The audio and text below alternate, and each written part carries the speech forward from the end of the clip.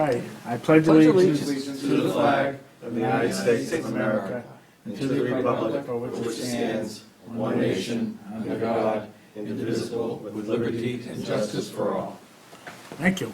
All right, I guess, do we have to hit the switch? Yeah. Yeah. It's on?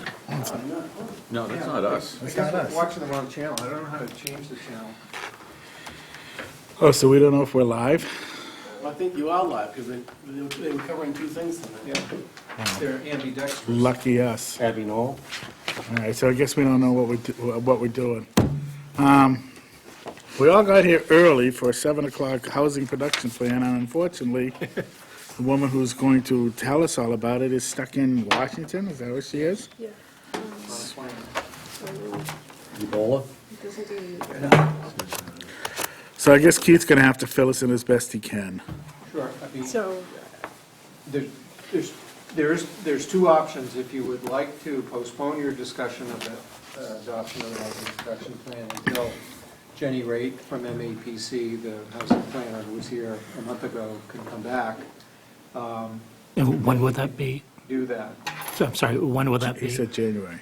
No, it would, well. December Mary could tell 11th. you when. December 11th? yeah. December 11th. So that's option one. Option two would be if you are prepared, if you would be prepared to proceed, then tonight you could do that. In any event, it's the order in which things would happen is the planning board would approve the housing production plan first before it goes to the Board of Selectmen for approval. So if you feel you need the additional time and want to have Jenny here to go through the revised document with you, then that's fine. You can do that. I'm aware that there are some parts of this document which have been updated, which I helped update, and I can go through that information. I heard the feedback from the initial presentation last month that I was sort of focusing on the need for numerical targets.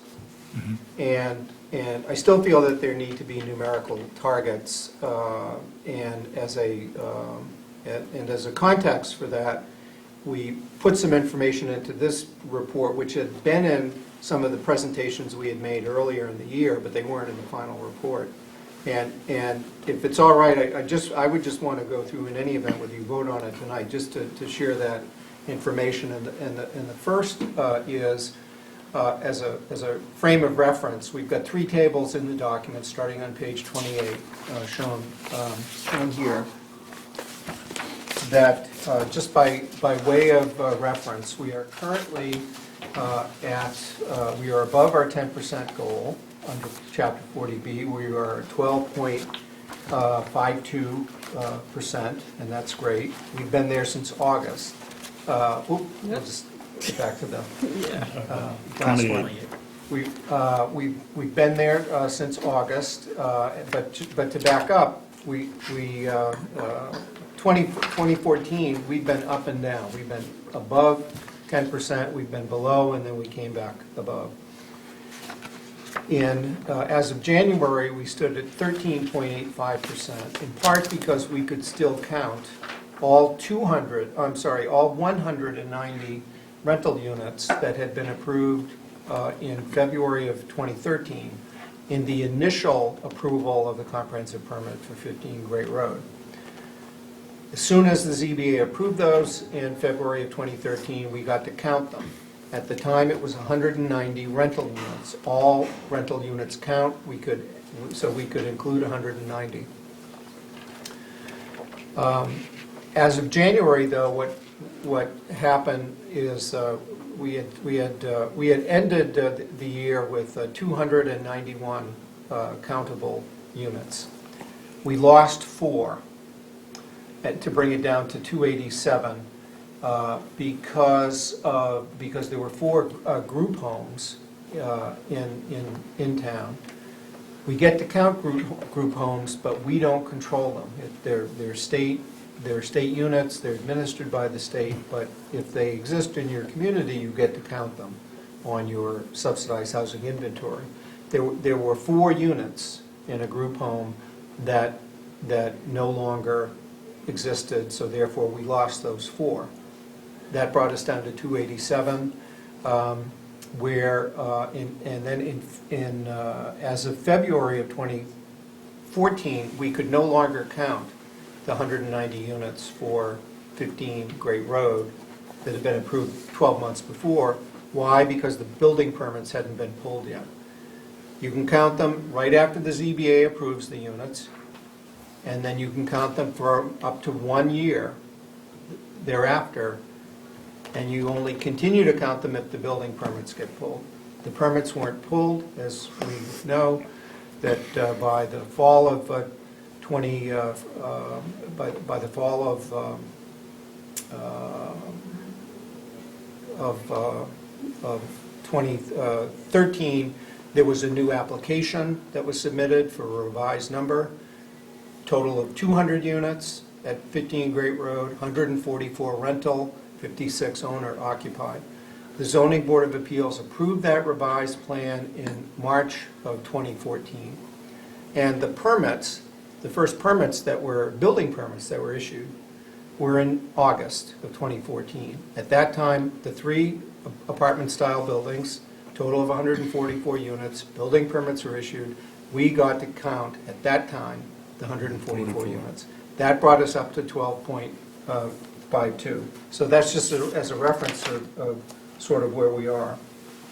In moving ahead and looking at some projections of where we could be, we first start with what, where we'll be once the, we've now counted all of the rental units at 15 Great Road. We've counted 144. There are 14 additional units we will get to count once they're up and operating. And those are the 14 affordable units, which is equal to 25% of the total of 56 ownership units. You can only count, well, you can count all your rentals on your inventory, you can only count the actual affordable ownership units, which is 25% of the total. So ultimately, we will see another 14 units for a total of 158 added to 15 Great Road. At that time, we'll come up to 12.92%, and that's probably where we're going to max out for a while. The next development that's going to occur is when the 2020 census kicks in. And the difference there is that the percentage, the 10% goal, it's a fraction. It's a numerator over a denominator. The numerator is the number of affordable units. The denominator is the decennial census. It only changes once every 10 years. Right now, our denominator is 345, based on the 2010 census of 3,443. We round up a little. We project that the census in 2020 will be 3,900. That's our official estimate. The host community agreement estimated that. 10% of 3,900 is 390. So that will become our 10% goal, 390. Looking at the same number of units that we have that we will have once 15 Great Road is completely issued, that's 445 units. That will be 55 units over the target. That will be 11.41%. It's a lower percentage than where we are now, but it will still be above 10%. Now, what could happen after that? A couple of scenarios. First, we have diagnosed in our housing production plan that there are a total of 58 units that we get to count right now, which are so-called expiring use permits. 8 of them that they have a deed restriction of a finite term. They weren't infinite, they weren't perpetual, that they had a finite number of years. 8 of those units will expire in 2022. 50 of them will expire by 2024. When those 58 units fall off, unless we do something to keep them on, and that's another strategy, that we can work to keep them on, but if they fall off because their use expires, we would fall below 10%. We would, based on our new projection, we'd be a little bit below. We'd be 3 units below, but it's enough to bring us bring us down. So it's an early warning signal that we need to be proactive in housing to some degree in order just to fend off the expiring use permit. The other thing that could happen, and this is in the next slide, the next table, is that what if the limits of the host community agreement for 15 Great Road kick in, or we come down to the minimum? As you may recall, that host community agreement with Omni Properties was essentially guaranteed that we'd have at least 100 units that we could count on our subsidized housing inventory. That was the agreement. There's a contractual agreement where they have to give us 100 units countable. That agreement was made when we approved 190 rental units, all of which were countable. But contractually, we said, all right, well, we want to have a floor of 100 units that we can count. That host community agreement provision was operative when they submitted when Omni submitted its revised proposal, and instead of being all rental, which all counted, it was a combination of rental and ownership, where only the affordable ownerships count. So at that point, the number of units we could count from 15 Great Road dropped from 190 down to ultimately 158. It's still above 100, but went from 190 to 158. Contractually, it could still go down to 100. That if market conditions in the future dictated that the rental units don't make sense anymore and they want to go condo, and that they shift them to ownership units, then the developer could go back to the ZBA, as they did a year ago, and petition for an amendment to their comprehensive permit.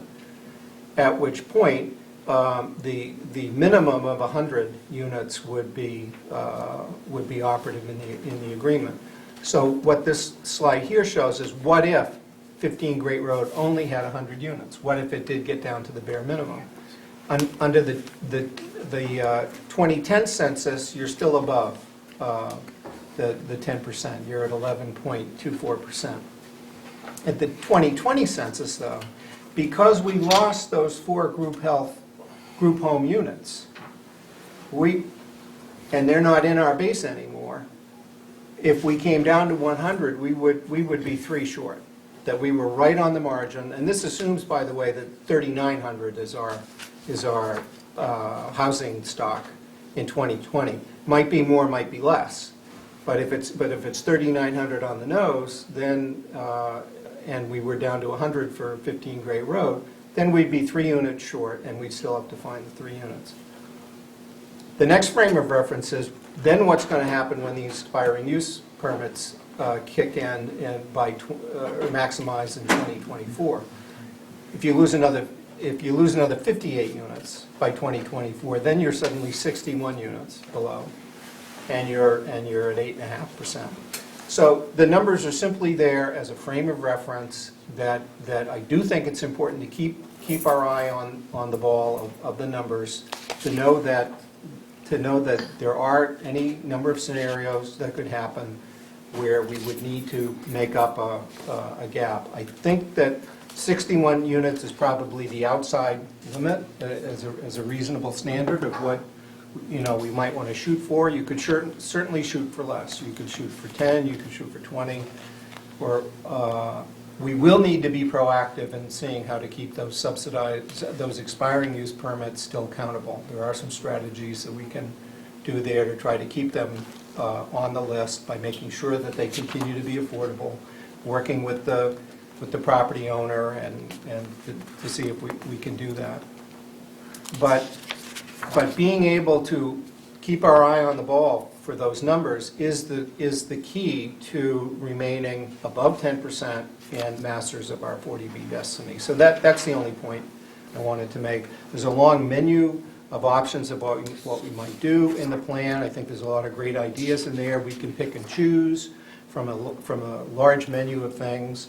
From my perspective, I think one of the most important recommendations is that we have the capacity to address them. That it would be nice.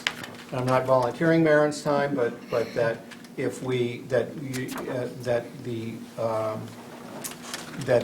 the degree to which we could assign the housing function to someone and then pay them for it. And frankly, we could use housing community preservation funds for, to pay for staff time to deal with housing issues. And whether it's offering them to Maren if she'd like them, or making an arrangement with the Housing Authority. Lisa Larrabee is a very qualified and capable person that I think we will need to look at what our organizational capacity is to continue to work on these housing issues. So those are the main pitches I wanted. Yeah, Keith, one of the things that I know that I'm looking at, hoping we can move forward with is whenever somebody comes to us with a development, we insist, or it might change some, we might have to change our zoning, but we insist that a portion of that development be affordable, just like the one we just permitted up by Verify. So the question is, do we want to take a vote on this evening after listening to what Keith had to say, or do we want to wait and have MAPC come in? I think for the benefit of the public, we should wait for MAPC to give their show. Well, I would agree, it'd be helpful to hear from them, but also this has to be approved by us and then the selectmen at And town then the meeting. state, not town meeting, but. Okay, so we're not fighting for town. We're not okay, fighting for that's town good. meeting that, Okay, that super. I'm very comfortable with, you've got to take the time you need. Board of Selectmen, then by the time they get it, need to know that you fully embraced it. Whatever document you're forwarding onto us needs to have your, So stamp. do you want to on it. wait until we can have her in front of us if we have any questions? Give us a little more time to read it? Yeah, I'd prefer to wait a little bit. I have I think there's some gaps that need to be filled. Yeah, and it's a high-level document, and it's sort of like a smorgasbord of all possibilities, but, see, yeah, and yeah, I guess I have several concerns, which Yeah. you can pass on now or Would later. this be something we voted as a board, and one person would portray that to them, what our wishes were, or would the whole No, board have that? we would hear as Well, a they'll be board. here, yeah, what we'd like to do is to have. Portrait? Yeah, I'd like to have Jenny. Yeah, right absolutely. here And to respond to what you all say. Exactly. I don't think we have Yeah. a problem Yeah. waiting until So she we'll do comes that. here. It's nice Yeah. that you gave us an One- update on it. And we thing said that the jumps 11th, up- is this excuse the me. December, or, okay. Yeah. Excuse me, Don. One thing that jumped out at me when you were explaining things, Keith, was that our housing stock, based on the 2010 census, was 3,443. Yes.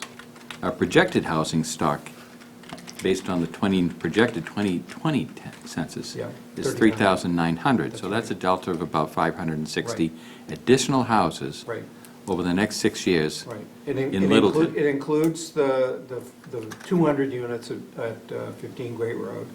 It includes all of the actual development that had occurred up to 2013 when we made the estimates. So it was sort of for the decade, what did we do in 2010, 11, 12?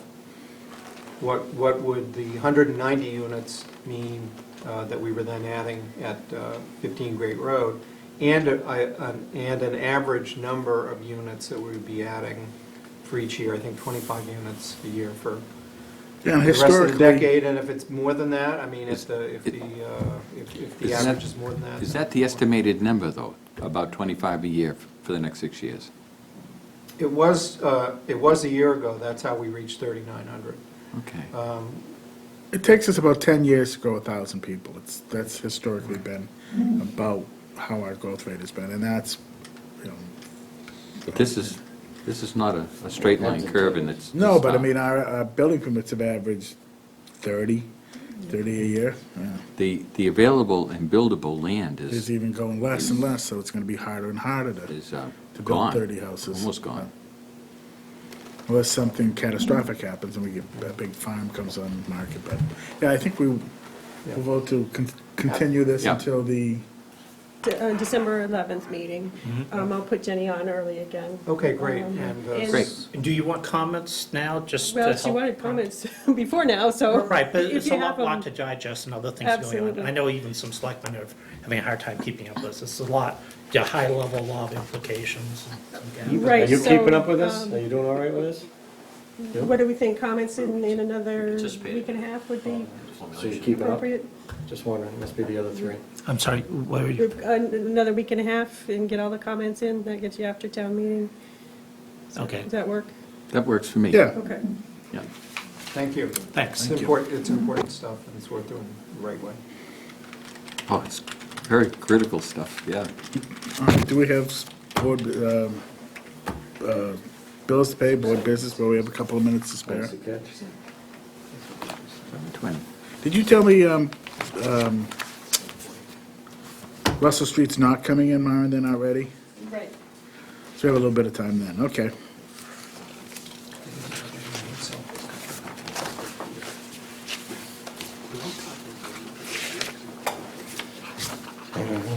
Now, you know they're having the ribbon cutting on this Saturday at 9 o'clock at Market Basket, right? Everybody is aware of that if they want to go?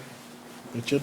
At 9 o'clock, 9 o'clock, yep. even though they're opening the store early? They're opening at 7, but they're doing the ribbon cutting at 9. I guess they figure no one in Littleton can get up at 7, 9 AM. 9 AM. Uh, So, well, that'll be nice. It's good.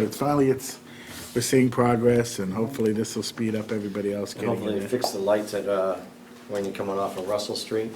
We sat through 3 That's fast. changes of lights before they finally let Russell Street go out. Yeah, yeah, it's very slow in Russell Street. Yeah, I And understand. sadly, it's faster than waiting for a left turn at Littleton Common. I Oh, understand yeah. that they tweaked the timing on those lights just a couple weeks ago, and my guess is they'll have to do that again in a Yeah, couple once weeks. it's, yeah. And they were out there tweaking them yesterday. I was gonna tweak him. Yeah. Do you know if other, businesses are going to open there soon? Or is We that- don't. I think Sam's coming in at 7:40 to give us an update, Yeah. as much as he updates anyway, you know. You know, I saw a list of committees that are still kind of laying in limbo, like the Quarry Closure Committee, that We'll talk about seem to have dropped off the radar screen. We need to reestablish that and get a member going on it from this board. Well, Well, we need, go over that. what happened was when Savos kind of started to retire on us, I think everything kind of went to, stopped on that issue. Because the water department was pretty much the driving force of that. What else do you have, Mon, for us? Okay, I've got a lot release for Reed Meadow. The attorneys tell us that technically the 2 A&R lots on Harvard Road need lot releases. I signed one under Mark's direction last week, but bringing it to the full board for a vote. So what if Okay. we vote no? It's still an A and R. That's your prerogative.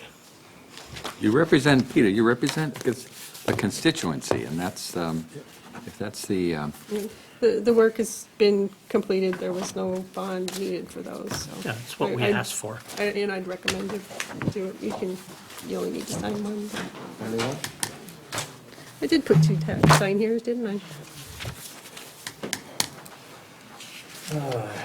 So we'd like to formally vote on, I move for. Yeah, I move that we approve the A and Rs as presented. So I move second second, all in favor? Aye. aye? I mean, as you approved already, you mean? Yeah, that I already signed for, yes. I didn't think you'd worry about an A and R. Did Don't you? worry about everything. You ought to see me at 3 o'clock in the morning. You should see me at 3 in the morning. No. Anything else? We're on a roll. Do you want to go through the budget process, budget documents? Can we do it in 4 minutes?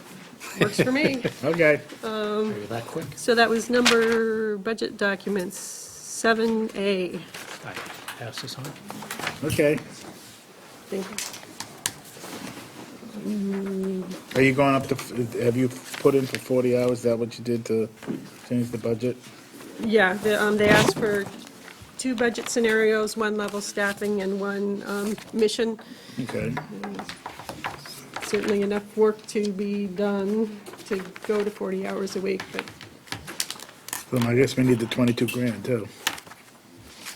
Litigation funds. Okay, Wouldn't have any troubles. And then also just a small increase of $300 in the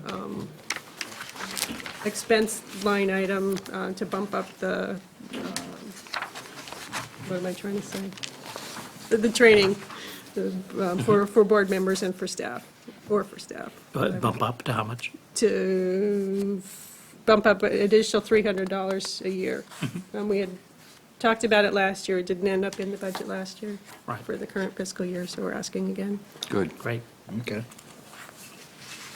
We don't The have to. approval? It Yeah, let's- certainly wouldn't hurt. All right, I'll entertain a motion to approve the amended budget for 2014, 2015. 16. 16? Sure, I'll move. 15 to 16, so 16. moved. As soon as you catch up in the year. Second. All in favor? Aye. Aye. 16. Oh, it's starting, yeah. it's Starts starting in July, next July. that's right. yeah. July Start the budget 15th planning to- process now for, July, July. yeah, that's right, it starts in the middle of the summer, that's right. Wow, we're flying. yep. Well, Maren, back up to the budget. How do these numbers relate to the actual expenses from last year? The line item? Yep. I can get those numbers for you. All right. We didn't go over, right? No, we didn't go over. Every year, we spend just about up to the limit.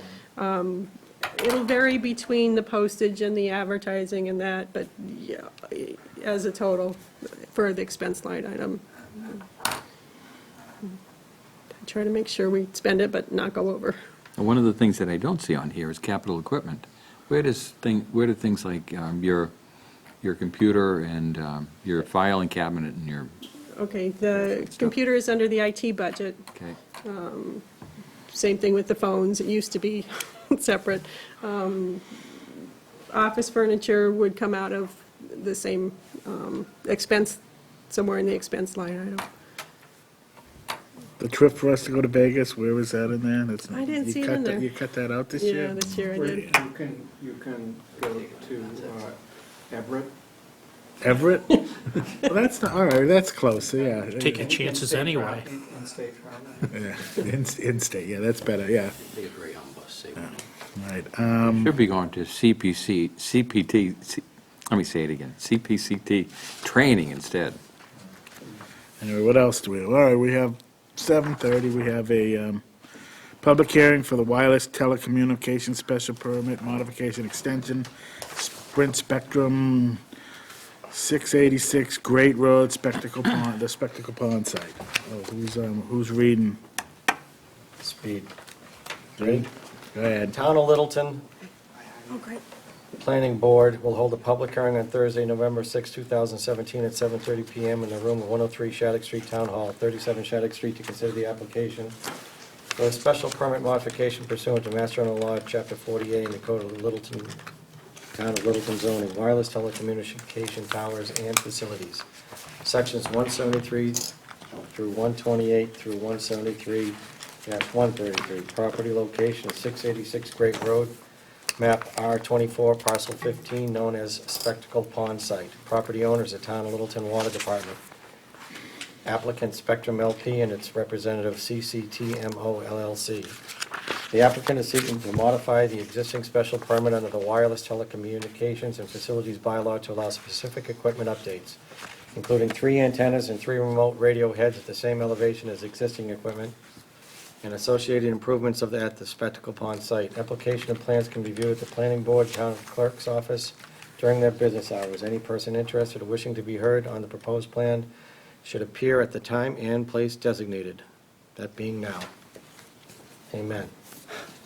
Okay, just before we start, for those who are watching and haven't seen this before, this is almost a regular order of a business where we have cell towers throughout the town, and as the equipment ages and new equipment, new technology comes online, the various cell tower owners need to come to us for approval to change their equipment out, and that's what this is about. God, I wish I'd said that. Anyway, Well, there's really nothing left for me to say. it really isn't. You're just basically upgrading this equipment you have that's Yes, out there. yeah, I don't know if the board recalls or not, but We were actually before you in September with 2 other Sprint sites, and unfortunately, this one was overlooked, and the intention was to bring this one forward at that particular time. So Sprint is installed in the existing telecommunications tower. They've really been there since 2001. All they're proposing to do is to add 3 antennas and 3 remote radio heads to the existing 100-foot monopole at the same 87-foot height as the existing antennas. You're not going to change anything on the ground? It's all going to fit in the boxes that are down there? Yes, the cabinets will remain. There will be some upgrade to the equipment to accommodate the new antennas. So it's basically just an upgrade to give us better wireless communication from Sprint, correct? I couldn't have said it any better, yes. It's all just part of their 4G equipment upgrades. Is there anybody who lives around it who wants to speak? I don't think so, but I figured I'd ask, but, And their fees remain the same? yeah. That money goes to the Belize. water department, and then the water department transfers it over into the general fund? I think the water department's keeping that one. Yeah, they keep They this. they They keep keep that that one. monies? The water, Ooh. it's water department land, I Well, think this is I one thought of it the may ones. be Clean Lakes Don't we own that Association as land? well. The town? Water department owns it. Yeah. It's a Is well the water site. department part of the town? No, Owned by it's a town separate employees? entity. No, it's a There's no separate change entity. from what's been in place. And the I don't form care this if is it's a relatively change, I small. want a change. I want some money to go back Pardon to me? the town. You have- And the it- form of the antennas are relatively small. We're I thought I gonna- was talking Yes, they're something wrong. Was I- 56-inch was I? antennas, similar to the ones that are on Peter, there. if we want to discuss the funding mechanism for that, which I think we should at a later date, we need to take it to town meeting to allocate. Years ago, Michael Knupp, in his infinite wisdom, earmarked a lot of the money that we had to go to open space and to purchase the Morrison property. It was town This was meeting. one of them that we didn't because the water department was using this to upgrade the Spectacle Pond site. So there is still a surplus of money, and if we decide at a later date to bring it to town meeting, to think about another way to fund Giving other. us a fair amount of money every month. You doing good? Absolutely, yes, All right, sir. I'll go with that. But Trust me. Good. the Clean Lake Committee also They gets some. they might be getting some of that. We'd have to check In to fact, see I where think this is exactly. theirs. They're paying a decent amount. We're getting decent money for it. All right. There's no Well, change. So you don't have any problem? Can we vote on this? Does the board have any other questions about this one? I'm good. Good, you good, Richard? I'm fine, I'll yeah. entertain a motion to approve the modifications to the Porter Road, I was gonna call it Porter Square, Porter Road. This cell isn't type. Poor Road, this is I mean, Great Road. That's the next, Spectacle Pond Road, excuse me, thank you. 686 Great Road. Second? I'll Second, all in that. favor? Aye. Aye. Thank you very much. In accordance with the draft. Of draft decision that you're gonna do it at a later Well, date. you know, I have the draft decision in your packet, and Dan's taken a look at it, didn't have any recommended changes, so. Okay, right. thank you. That's And they gave us the green cards and everything. We're good? Cool. Thank you. That was that one? That was that one. Well, we have 7:40, we can start it early, because it's just an informal update on the point. Mr. Park is here. And he usually runs long anyway, so why don't we give him a couple extra minutes anyway? This one might run long, actually.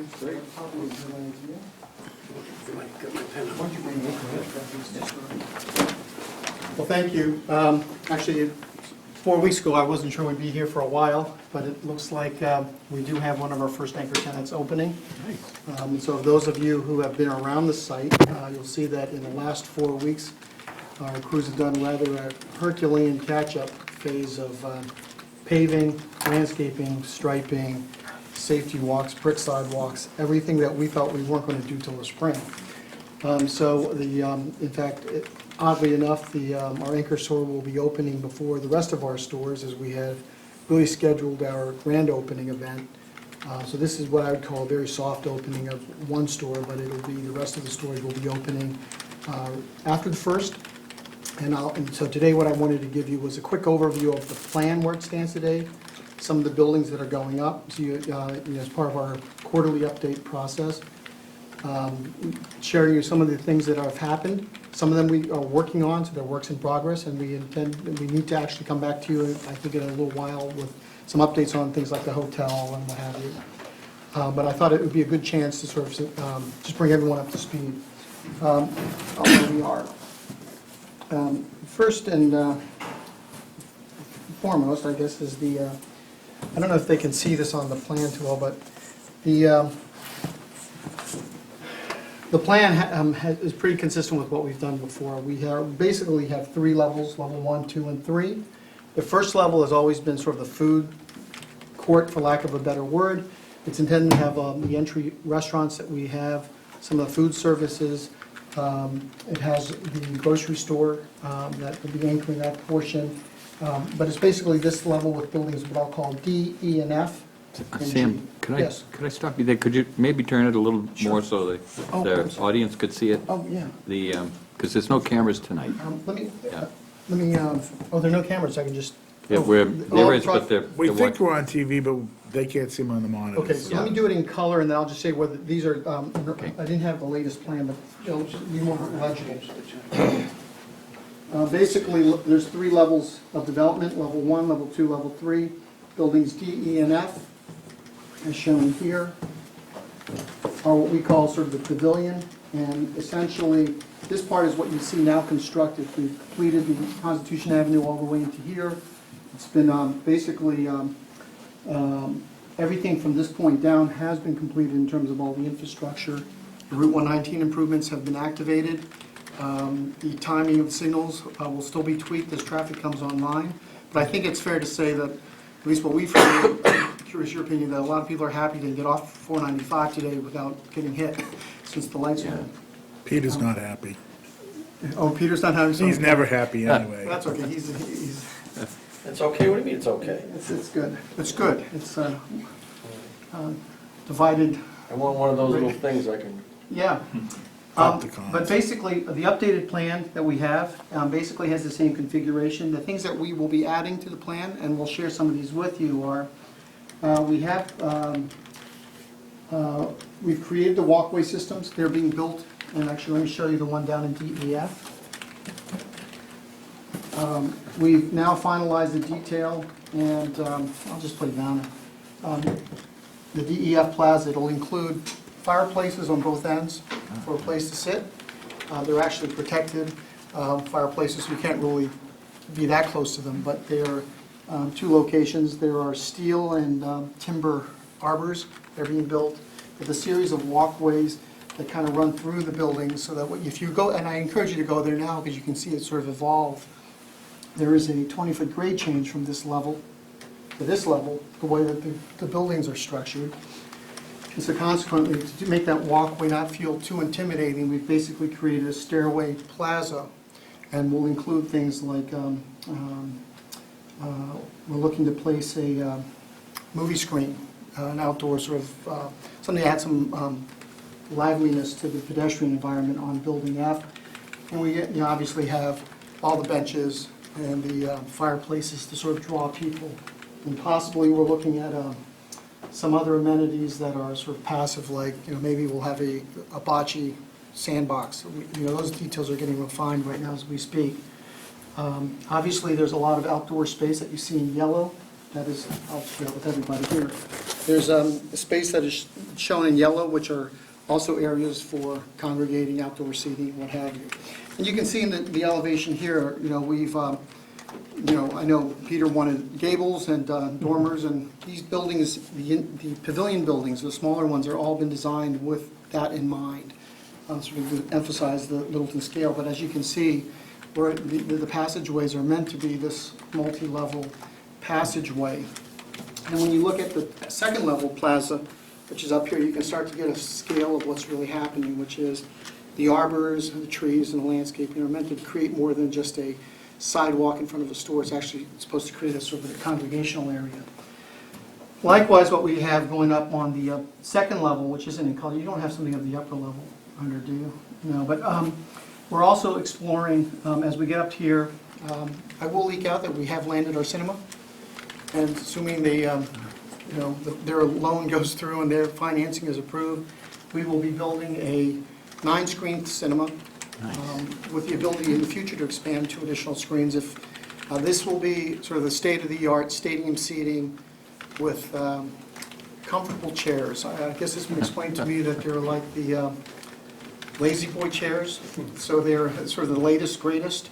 And the operator, not sure where we can disclose the operator, but it may already leaked out. But it's going to be it's a pretty sexy looking cinema entrance. It'll have the Grand Plaza, and then basically you can see the configuration of the layout for the cinema.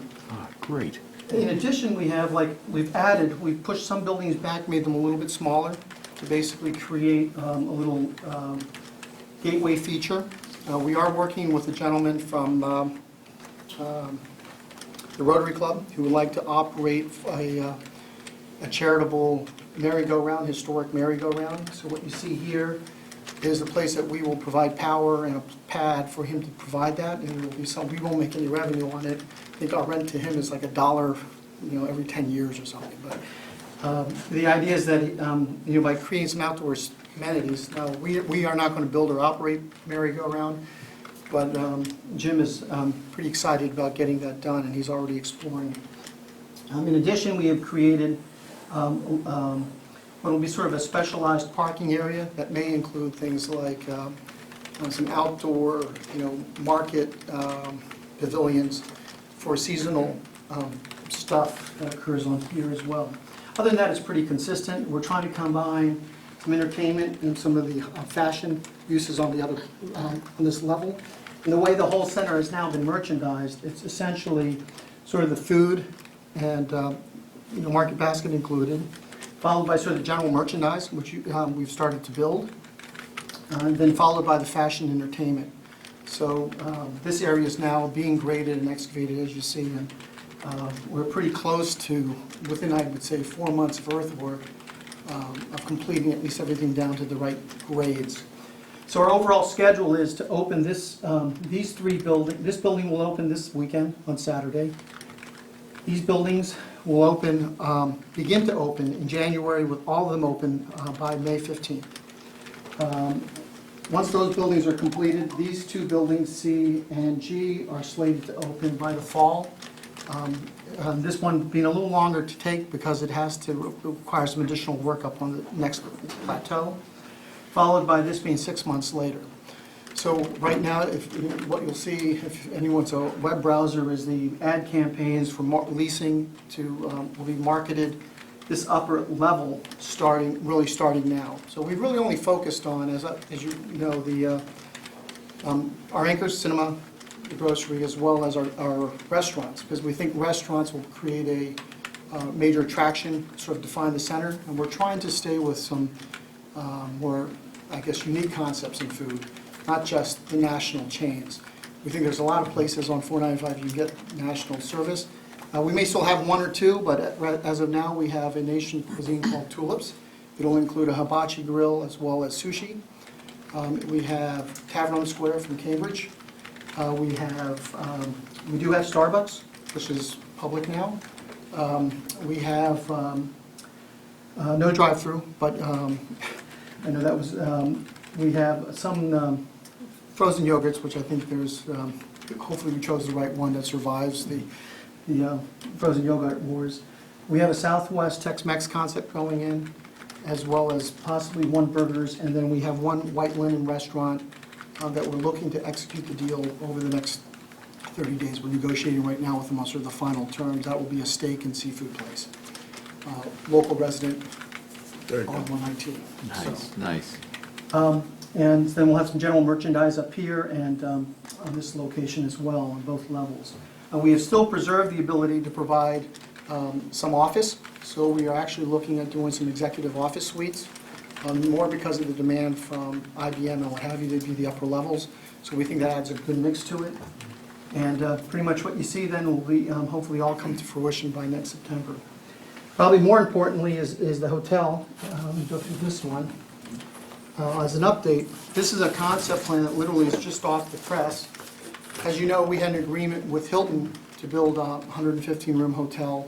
The company that had sponsored it actually was purchased by a hedge fund right before we closed. So they have withdrawn, and it actually was a good thing. It's almost like the old adage, good things come to those who wait.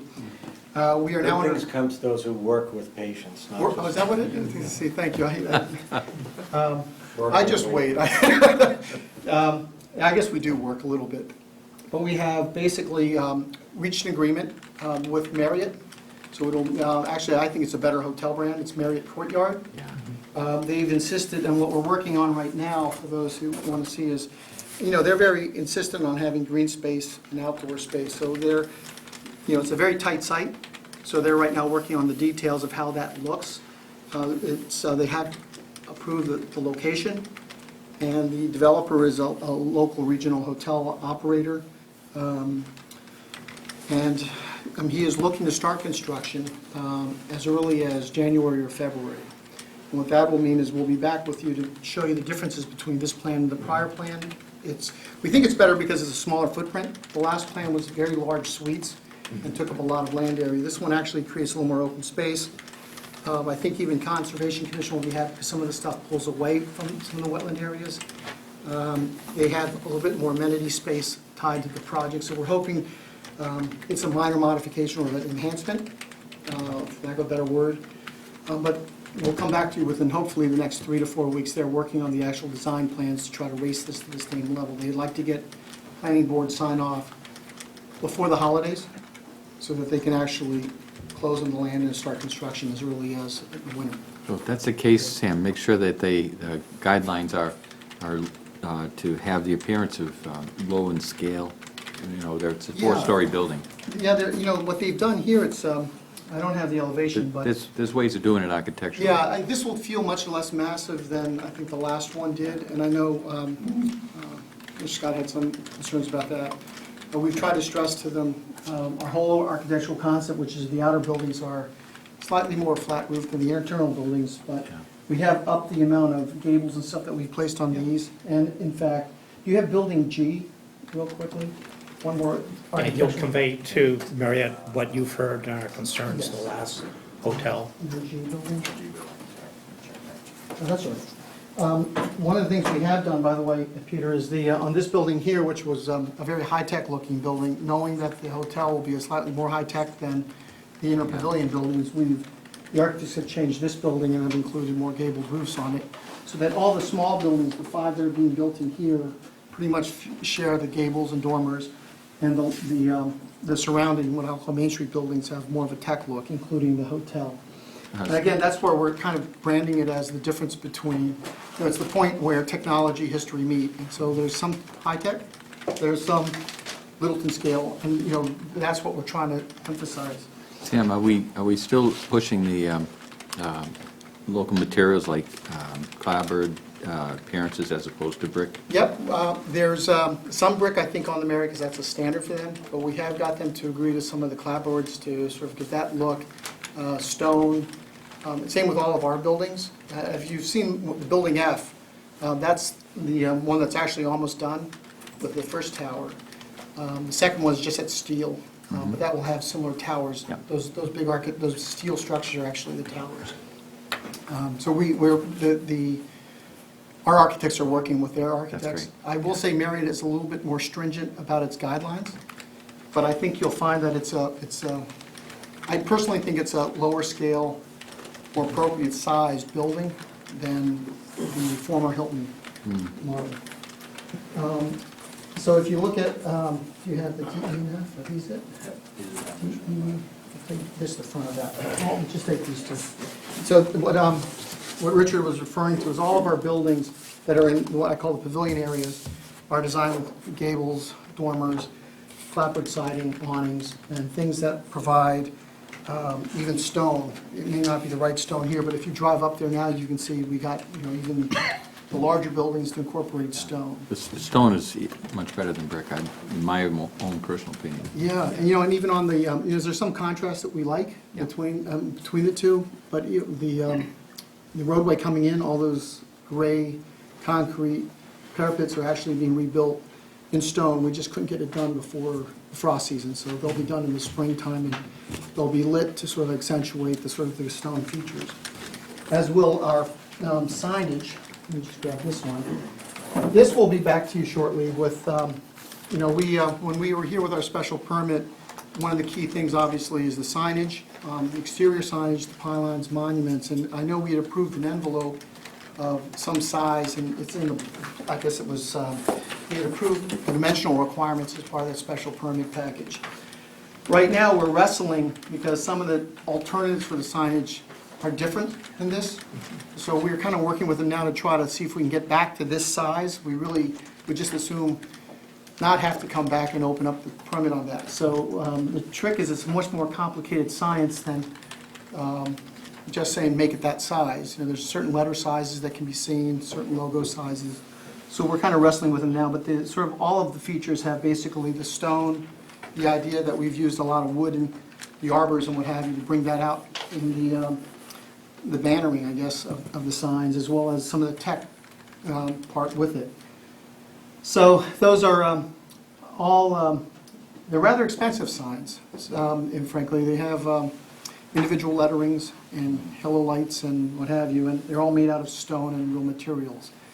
But as soon as we perfect the design, we'll be back to you just to, I'm pretty sure we'll get it down to the size.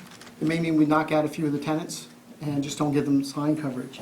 Like, Are you considering the one in the middle and the bottom? That looks pretty good. this one here is actually one of the monument signs, because we can only support, where I think we're ending up is something more along the lines of something like this. You know, we've looked at three-dimensional ones, which look more like obelisks. We tend to like this one. It's a little bit too narrow for the tenant banners. This one may be a little bit wider than we want, and so we're just going to have to perfect that. But at each level, you know, Constitution Avenue, we will have a monument sign serving each level to sort of provide, you know, part of it is making sure that all the signage works together. Yeah, but the one at the front entry will be low in scale instead of high One of in the front scale? ones will be consistent with what we approved, which is, it's a taller sign, so it's something more like that. This is actually superimposed on the current photograph of where we are. So, and we'll have some actual renderings for you to see it. The trick, I think, was some of these got much taller than what was approved, and that's where we're trying to wrestling, and some of them got wider. Yeah. They are surrounded by lots of the mature trees that are right along that one side of it. So, you know, that's one of the reasons the landscape architect included some of the wood tones in the signage. I think you'll like it. You know, it sounds, but I think when you see it, it'll. Goldilocks. So what I'm worried about, Sam, is the height at the very entry, because nothing really in town is towered. Gotcha. Yeah, the low one there in the middle. Donovan's is huge, I mean, Yeah, and It's always been and we're trying to get away from that. Yeah. Great. Great. And then lastly, I guess one other. What else do we have? We wanted to share. Yeah, I guess the only last thing we wanted to share with you, and maybe this is better for the audience, is this is what is being built right now. This is the latest plan and rendering of what will happen right here in this plaza area here. And you can see the peek through, you know, where all the signage has been kind of tied together. There are some areas that you don't see with the signboards of you know, the movie screens and what have you. But there's fireplaces and walkways that are being constructed. And frankly, it's close to $1.2 million worth of pedestrian streetscape being built between these three buildings. So we're hoping that's successful. Lastly, I guess there's, just for sort of a technical, I know the planning board does more than just pretty pictures. Technically, we've completed all the drainage improvements that's shown in blue. I want to, you know, thank the Conservation Commission. You know, we had some last-minute mad dashes to get some stuff done for the opening this weekend. But at the end of the day, we were glad that we were able to get everything pieced together. It's really cleaned this area up, and that's the part that's been paved, and the drainage system is separated. And this kind of shows you, the next level will be the yellow, followed by the red areas, and then ultimately, the last piece being the purple. So that's it. And then there's one clarification. I know that in our special permit, there's like some conflicting language. One of them says we had a prohibition against certain types of signs that we don't want to see in the center. But I think it's been, I thought for everyone's benefit going forward, it was important to sort of clarify what we need. We do intend to use what we'll call, and it says it in the special permit, window signs for certain things, because they add energy to the level. If you recall, pedestrian streetscape, the big walls of the boxes especially have been broken up by windows and window displays. So we are looking to do that in order to sort of create more of a pedestrian scale. The types of signs that we wanted to clarify that we will first of all have approval rights on all signage. Not that that gives you any great comfort, but we've invested a lot in the architecture. We don't want to see it diminished by bad signs. But the types of signs we want to avoid, and where I think some of the confusion came, was we don't like flashing signs on doorways that say open, or, the Kmart blue flashing strobe that says shop here for the blue light special. Those are the signs that we are referring to, that window signs that we will prevent from coming into the center. Yeah. The other signs, I think, are important because they do several things. They energize the pedestrian streetscape, allows our merchants to actually create a more lively retail front, and it also allows us to cover vacant buildings as they get occupied with different, treatments. Hopefully not leasing, but instead signs that might show, like, for example, if you go by any EMS, they have, large graphics of mountain climbers in the windows, and it just sort of energizes sort of that atmosphere. So as a clarification, we just wanted to clarify that what we meant by the prohibited sign, and we've assumed that's what the actual special permit says, was that those signs were intended to be the flashing signs, the things that might be mounted to the doors, I always think of the clock that someone mounts on the thing, says we'll be back at 5 p.m. Those are the signs that we will not allow in the center.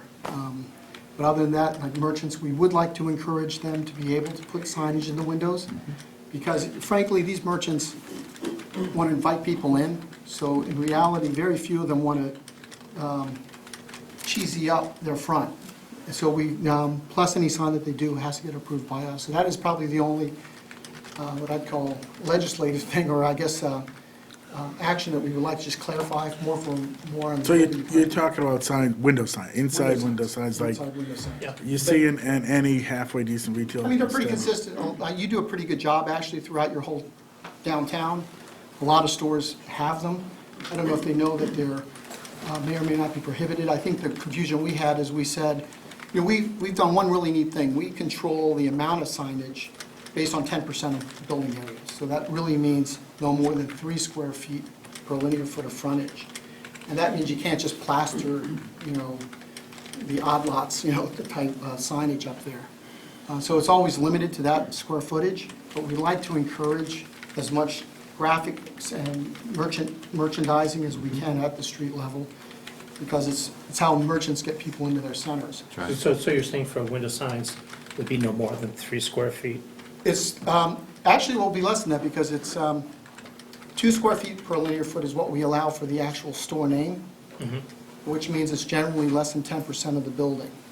And then the last foot per square is for miscellaneous signage that may include awning signs, window signs, graphics, directories, anything that we think sort of sells the store. And that's usually a pretty good ratio that prevents people from, just whitewashing the side of a building Yeah. with leaflets. And I guess my concern, you mentioned Eastern Mountain Sports. If you go to East Mountain Sports in East Acton, so-called Trader Joe's shopping center, they're very large graphic signs, and actually you can't see inside the store. Oh, I got you. And so, I mean, it strikes me those, just from memory going by there, it strikes me those may be too large and may not be inviting. They may be more than 3 square feet per linear foot as well. But I think But it's what's, basically 10% of the storefront. Our buildings are typically 30 feet tall. So, we found that that's a pretty good workable ratio. And so I guess with your blessing, we'd like to just clarify in a memo to the planning board that it's, what we're referring to by the prohibited signs are hand-painted or sort of what I call cheesy cardboard signs, especially outside. If you've seen some, so we maintain sort of, we have our own internal sign criteria, that's actually more stringent than our design guidelines. We don't like flashing signs or noise-making signs. There are some stores that actually have sound effect signs, so we tend to prohibit those as well. Other than that, we tend to encourage merchants to use their window space, because otherwise, I think they're pretty good at knowing if they, maybe that store isn't, but most stores are looking to make sure that at the pedestrian level, when you're walking by, there's some energy, as opposed to what otherwise will turn out to be just a gray panel. Right. And I forget where we were before, but just thinking of signs, I think it was CVS that has these windows and nothing behind it. I mean, it's just. That's what we're all- trying to avoid. Right. That's exactly it, Don. It's, as long as they're professionally done, you can have some pretty neat things. So. Okay. So you need Part us, of the graphics package. Yeah, I'd be okay with that. yeah, I don't have a problem. You need us to weigh in on that. No, I don't have a problem. Do you have a problem? No. It sounds like we have the same idea. We'll tweak the language, I guess, Karen, and just send it in. I don't think it even requires It's part of the I special brought our permit. lawyers just in case, but I don't think we need it. It's just a matter of clarifying for you what our intention is. Yep. Yeah, I think if That's you fine. memorialize it in a memo to Marion, we'll be I good. think we're good. Great. Great, because Roland is looking from direction from you on what you really meant by it, Okay, now that he's getting the applications for the signs. okay. And we'll be back probably as early as next month, So with we're- hopefully the hotel plans, the plaza details, We're meeting the 11th, is that when we're meeting? Yep, we're getting really full. December. December 11th, yeah. Well, we'll try to get the hotel plans ready for your review by that point. That'd be great. Great. Board have any questions? When you're talking to Marriott, I was in a Marriott last week that had stone on the bottom and lots of clapboard the other 3 stories. Or is it a mixture of clapboard? I will push it. Hi. Thank you, Sam. Thank you. We'll see you on Saturday, hopefully. Oh, yes, and for those who, I presume everyone knows, there is a ribbon cutting on Saturday. Yes. Rain or shine. I only got my invite today. I don't think they forgot about me. All right, we have an 8 o'clock continued public hearing. We're going to continue that until, Thank you. are we continuing that until December 11th as well? Yep, December 11th, yep. And Alright. I don't know if these people may be for that. Yeah, this is for Russell Street. The Russell Street project is not going to be heard this evening, if anyone's here for the Russell Street Aquifer District Special Permit. But that's not coming. We have an 8:05 informal discussion with 30 Porter Road about a warehouse addition in an Aquifer District. Is anyone here for that? Yeah.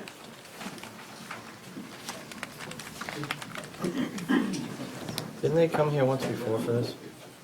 Yeah, well, they've, No, I Yeah, think you this- did a site plan update Yeah. when they purchased the building. Yeah. Yeah. And they wanted to add a door and, remove some paving and add some somewhere else. removing pavement, yeah. Right, they did all that. Right. And now they've got now that they've moved in and started business, they've got more, bigger plans.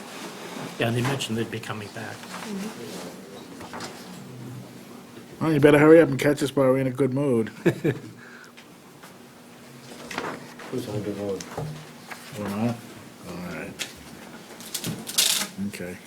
You have a vote, a second? No. No? You want it? Oh, you can give me that, but it's not the way it's going on. Oh, yeah, I eat a candy and say no. There you go, you hypocrite. Could pass out to the audience, too. I throw them at the others. I get today. I can start talking. You can start talking, go ahead, you can multitask. Good evening, my name is Mark Beaudry with Meridian Associates, and we're here representing Romanow Container. And with Ted Romanow is with us this evening, as well as Dennis McCarthy from Planners, Designers, Architects. And back in, I believe it was 2011, we were here before the planning board to Romanow Container at that point was moving into the building that was existing at 30 Porter. And at that time, they were adding some new loading docks on the side of the existing building.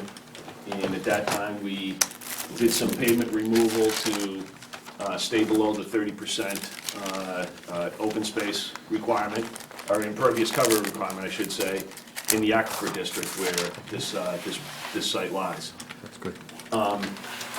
Romanow is doing quite well, but they are finding that they need much more space in the building for warehousing, storage, that type of use. So what they'd like to do is add up to a 60,000 square foot addition onto the back of the existing building, and with a truck driveway that would go around the building to access the loading docks on this side, as they do now.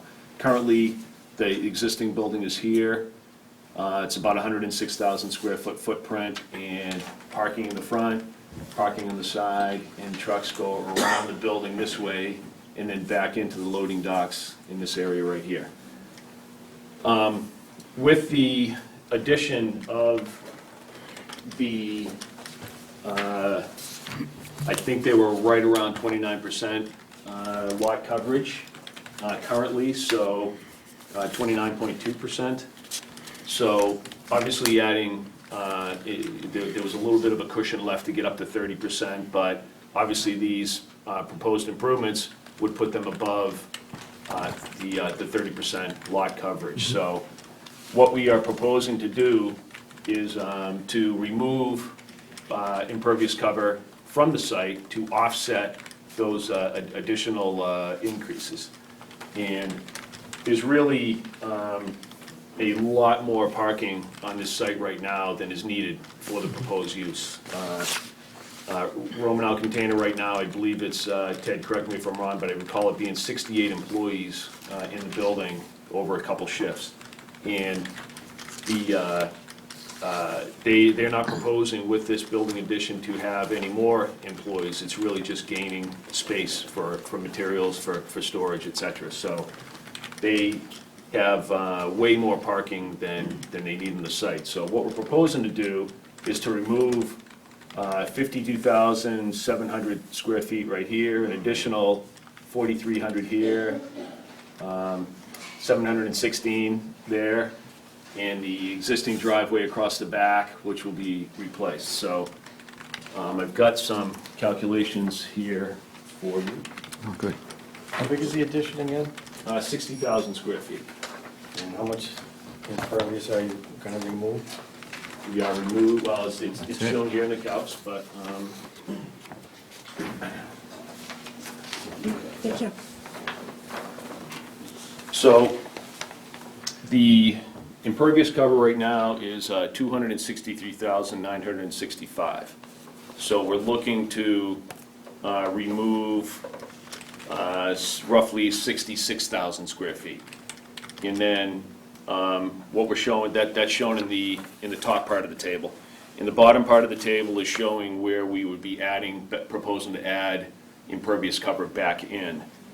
So we'd be going, when all said and done, from 29.2% impervious to 29.9% impervious. So there'd be a little bit of a cushion when all said and done there. One thing that's should be noted is that any of you that have been to the site, there's actually two driveways into the site right now. One that comes in at this location, another one that comes in along this frontage that's split between the two properties. And they actually come together at the point right here at the roundabout, at the old front entry, which really isn't used for any purpose right now.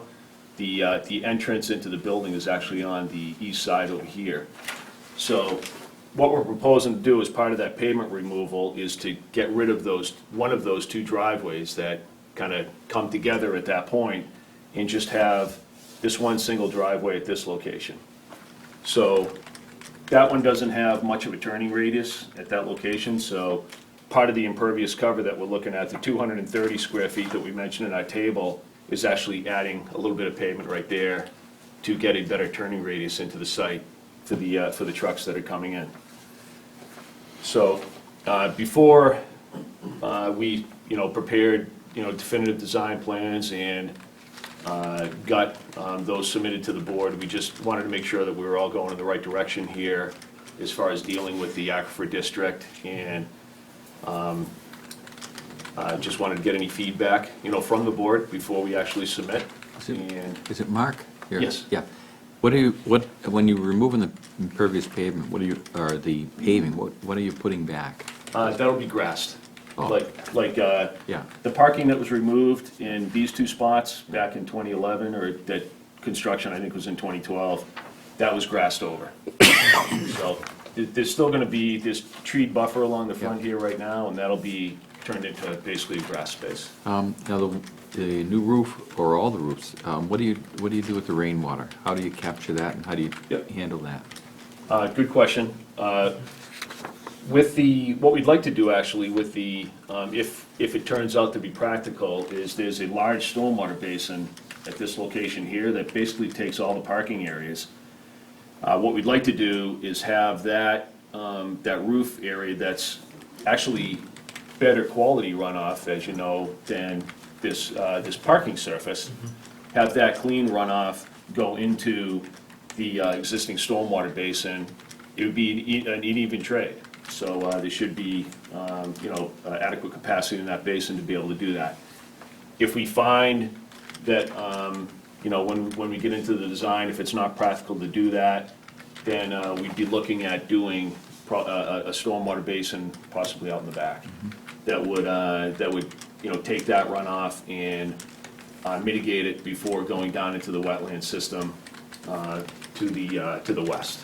Yeah, infiltration would seem to be better, LID. And- techniques. This basin really is an infiltration basin now. I'm not aware of there being any, like, physical outlet out of it, like an outlet control structure or whatnot, but, so I think everything is done substantially by infiltration now. So we'll just continue to use that same kind of approach. When you have your civil engineer look at the That do would be his me. work, then, Yeah. consider some sort of retention, underground retention system at the footing where you put your drainage Okay. pipe. Stone it and drain with drainage pipe, and that could capture a lot and send it right back down, since it's on that portion of the roof only that's clean. Right. So basically, it's a swap.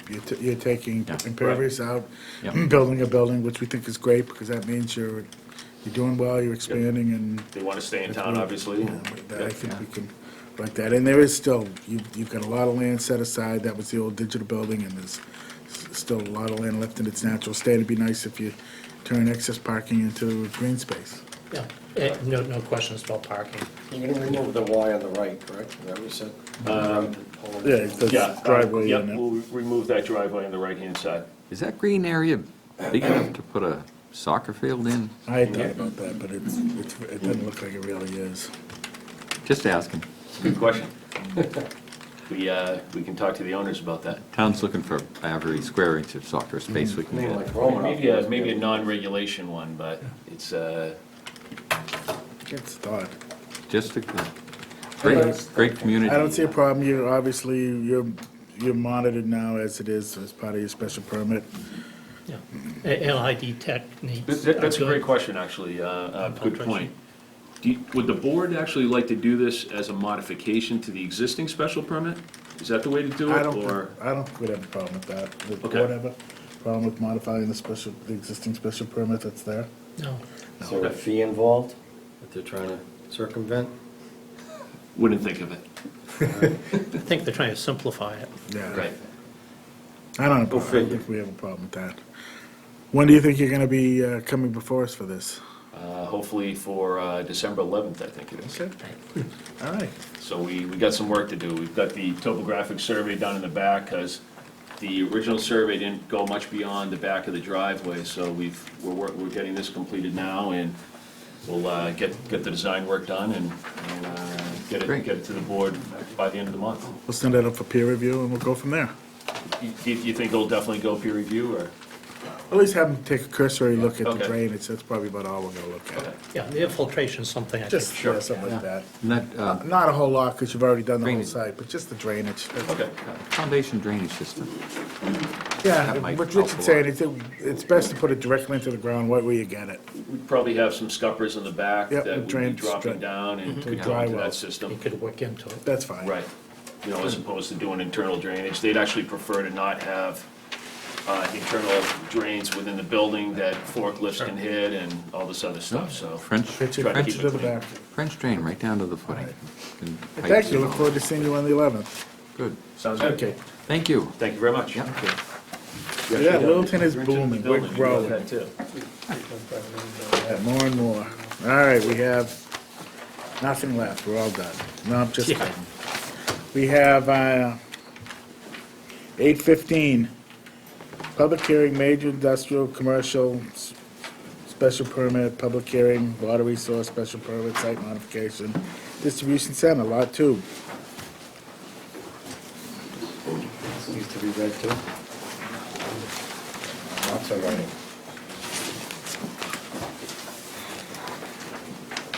The Town of Littleton Planning Board will hold a public hearing on Thursday, November 6, 2014, at 8:15 PM in Room 103 of Town Hall. 37 Shattuck Street to consider application to modify 2 existing special permits pursuant to Mass General Law, Chapter 40A in the Code of the Town of Littleton.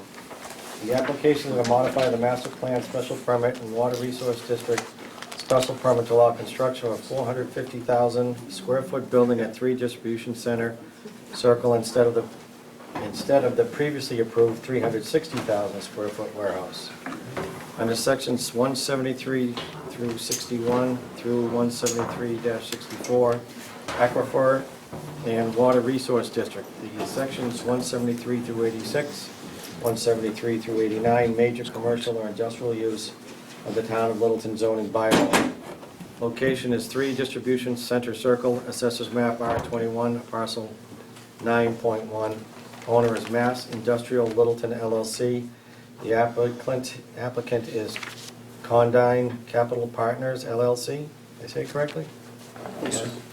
The applicant proposes to modify previously approved special permits to allow construction of a 450,000 square foot building and associated building, parking, utilities, drainage, and septic system. Application and plans can be viewed at the planning board in the town clerk's office during their business hours. Any person interested or wishing to be heard on the proposed plan should appear at the time and place designated. The Town of Littleton does not discriminate on the basis of disability. Further, a signed translation of this hearing will be provided for the hearing compared upon request by contacting the planning board's office at 978-540-2425, 1 week prior to the meeting date. Please note that this public hearing is scheduled to run concurrently with the site plan review discussion for this site. Peter Scott for Gerald Portante. Thank you. Thank you. How long did it take me? You did good. Go ahead. Thank you, Board. Thank you for having us back again. My name's Don O'Neill from Condyne. With us here is Jeff O'Neill from Condyne, and our management team, Brian and Dave, for facilities management. We're here to present 450,000 square foot facility that is up on Distribution Drive that has been previously permitted for 360,000 square feet. The tenant that would like to go here is Potpourri. Potpourri is a e-fulfillment, e-commerce type company. What they would like to do is to consolidate under one roof. They have multiple facilities, one in Whitensville currently, and they have another one in Maine. And they are growing and would like to consolidate and streamline their operations. They've gone through an extensive site search throughout the country and New England. They were started in 1963, and they're a Massachusetts company. They would like to stay in Massachusetts company, and this land that we do have up at Distribution Drive will fit their future development. Potpourri, again, is a catalog company. Some of the catalogs are up on the screen that you may have seen that come to your house, whether it's Serengeti or the dogs catalogs, or Waterwork, or whatever works, Potpourri. The industry today is steering away from distribution centers, more fulfillment centers. Now, the difference is between the two. A distribution center is a lot more truck activity, heavy in and outs, that redistributes product to other DCs to the end user. A fulfillment company takes product in where it's ordered online by people at home, and it's direct shipped right to their house. So the inbound activity at this facility will be anywhere from 5 to 10 trucks on a standard basis on the inbound, holidays going to 10 to 15, and then on the outbound, a lot of UPS, FedEx trucks take the packages, labels, and then ship direct out of to the end user. So it gives you a little bit of background who Potpourri is. We can go to the next slide.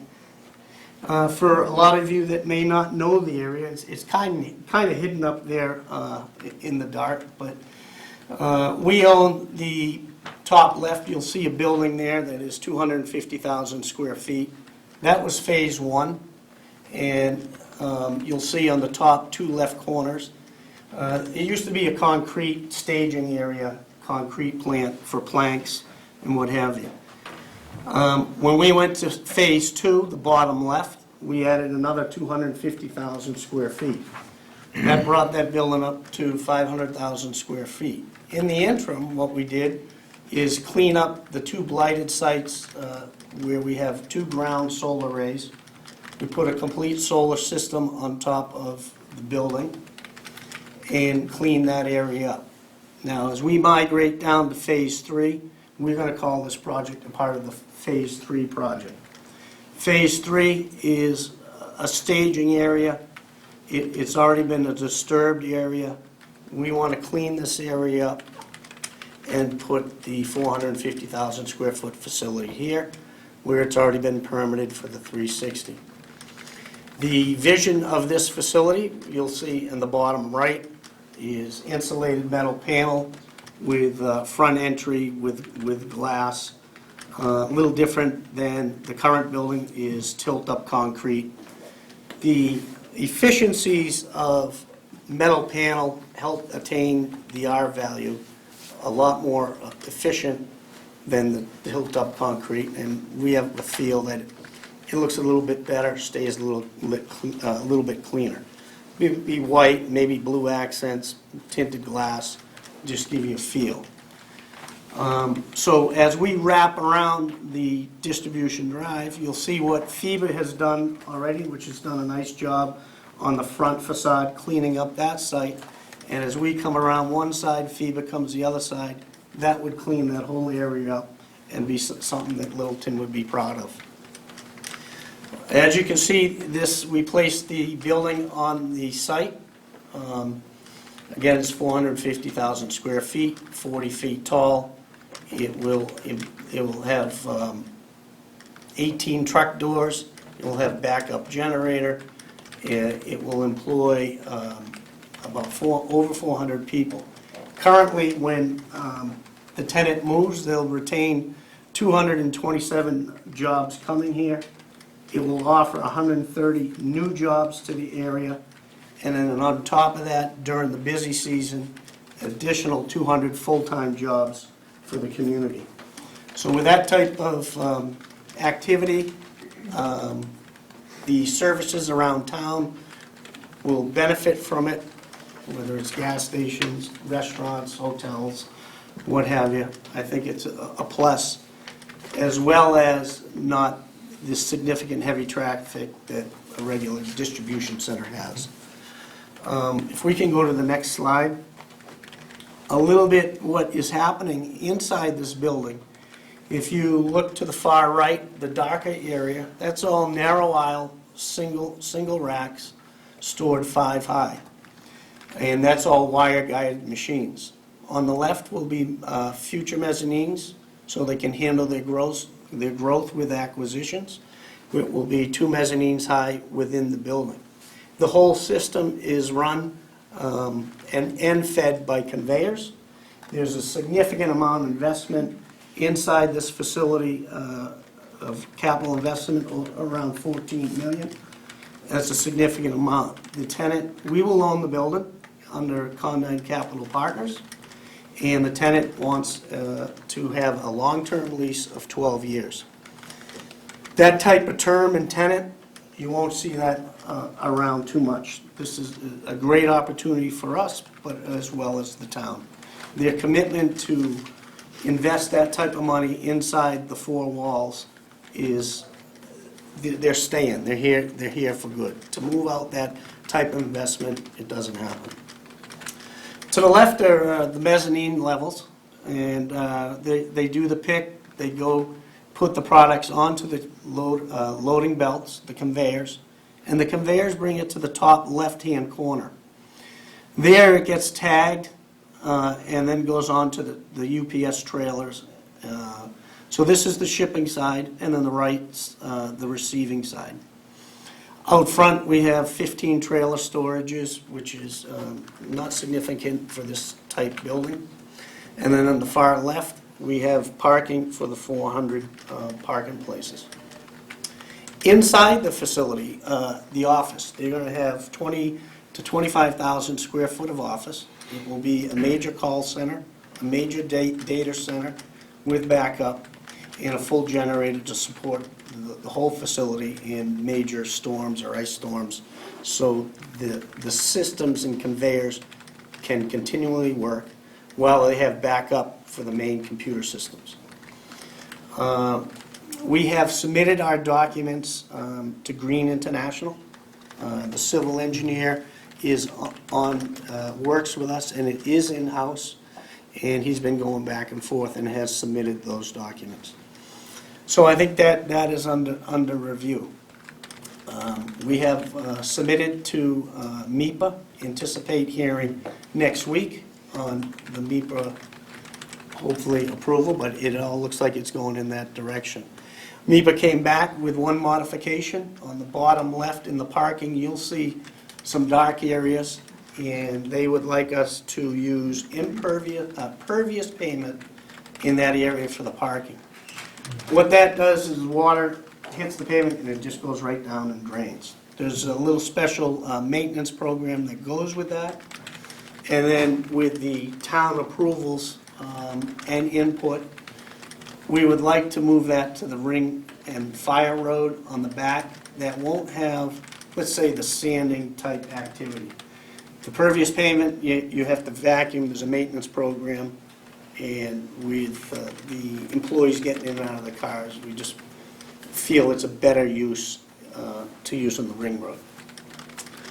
Other than that, it's a great opportunity for all of us. And we look forward to any comments that you may have, or any input that you may have on this type operation. In your MEPA process, that's the scoping session. The MEPA process has gone through a notice of project change, so we were previously approved. And everything has gone back. The only letter that came back was from Mass DOT requesting the impervious parking, just to limit the number of spaces in case it was not needed by the tenant day one. So we could build them as the tenant needs them, as they proceed in the facility. And that's the only comment letter that came back. And you expect the decision from the scoping session to be soon for the project Correct. change? Mhm. That's correct.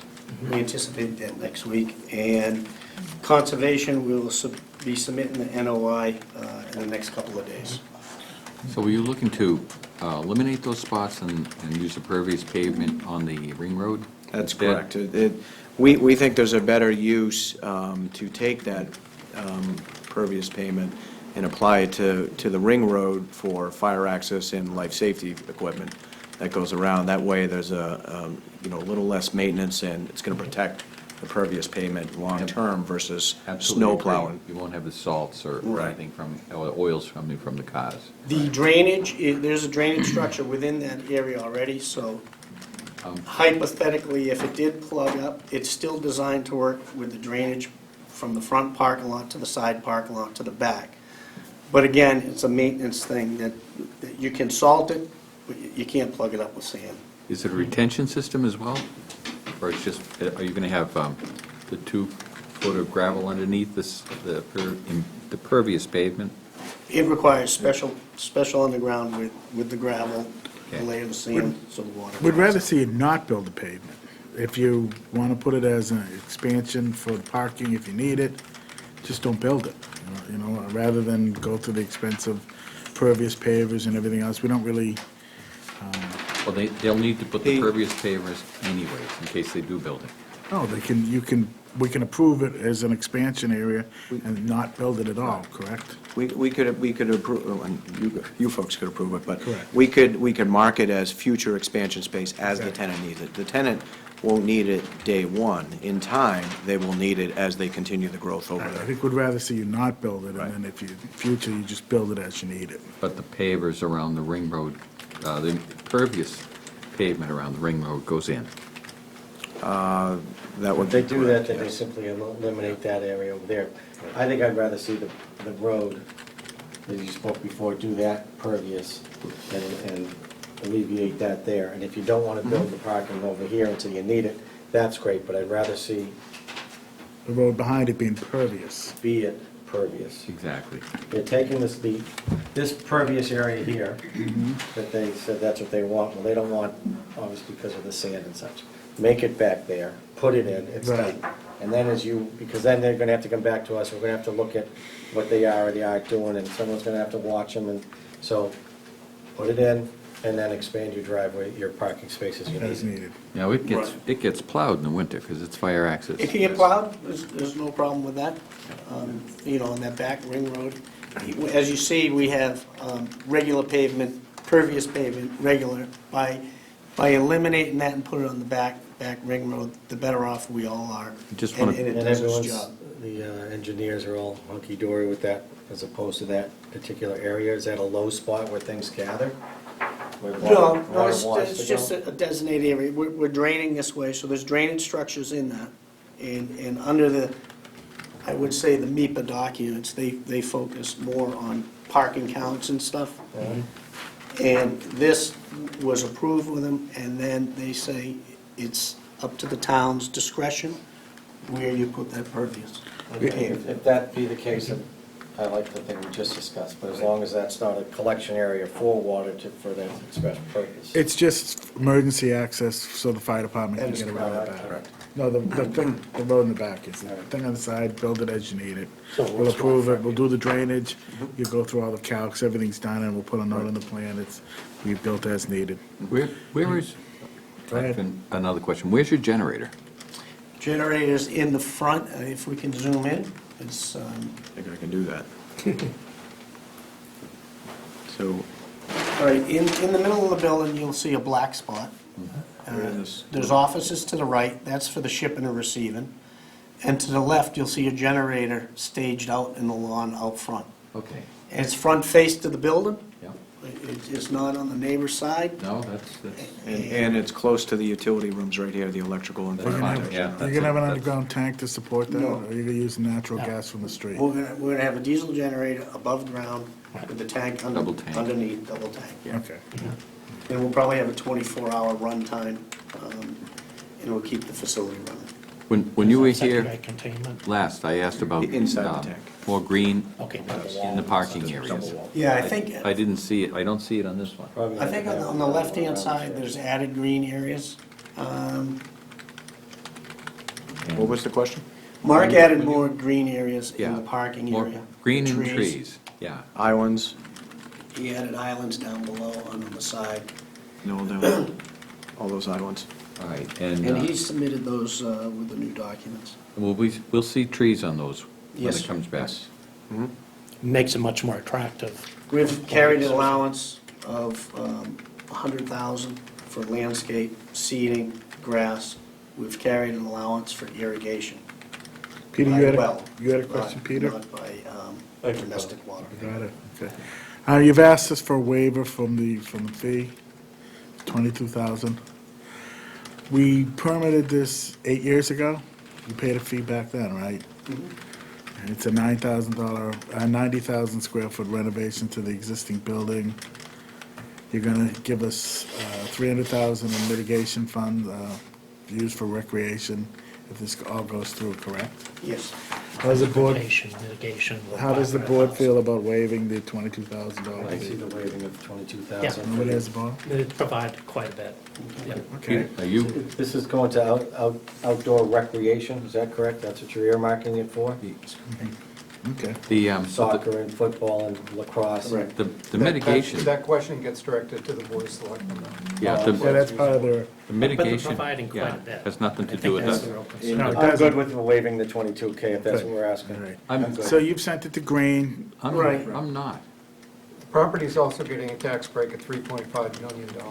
I understand that. And the waiver of this fee was not part of the deal. I understand that, and I'm not in favor of waiving. Have you seen the memo in the traffic mitigation costs, the 500,000 they put in? Yes, yeah. Above that, we've fulfilled our obligation on the King Street air light. We installed that. We Right, did they all did the that. striping at the 495 off-ramp and on-ramp as previously committed under the original permit. This was already paid for 8 years ago. It's How much was it paid for, how much did they pay 8 years ago? And they did nothing, correct? They did not add anything? They never built it. All right, and how much did they pay? I don't have You it. guys have any idea? I don't have it at the top of my head, no, sir. More than 22, under 10? Probably back then was the old fee, so my guess would be, the most we probably got out of them was probably 10, right, Maren? How would you feel if you found out what it was and we subtracted what you already paid and made the difference from the 22 and the 10 you paid and make, say, 12,000? Is that fair? They never did the work originally? Well, they never built the building, they They didn't. never do built the everything. building, is that fair? I could go along with that. How Well, do you guys feel about that? I'd like to know what the numbers are. rather Yeah, than- well, we'll find out. For the next meeting, we'll find out.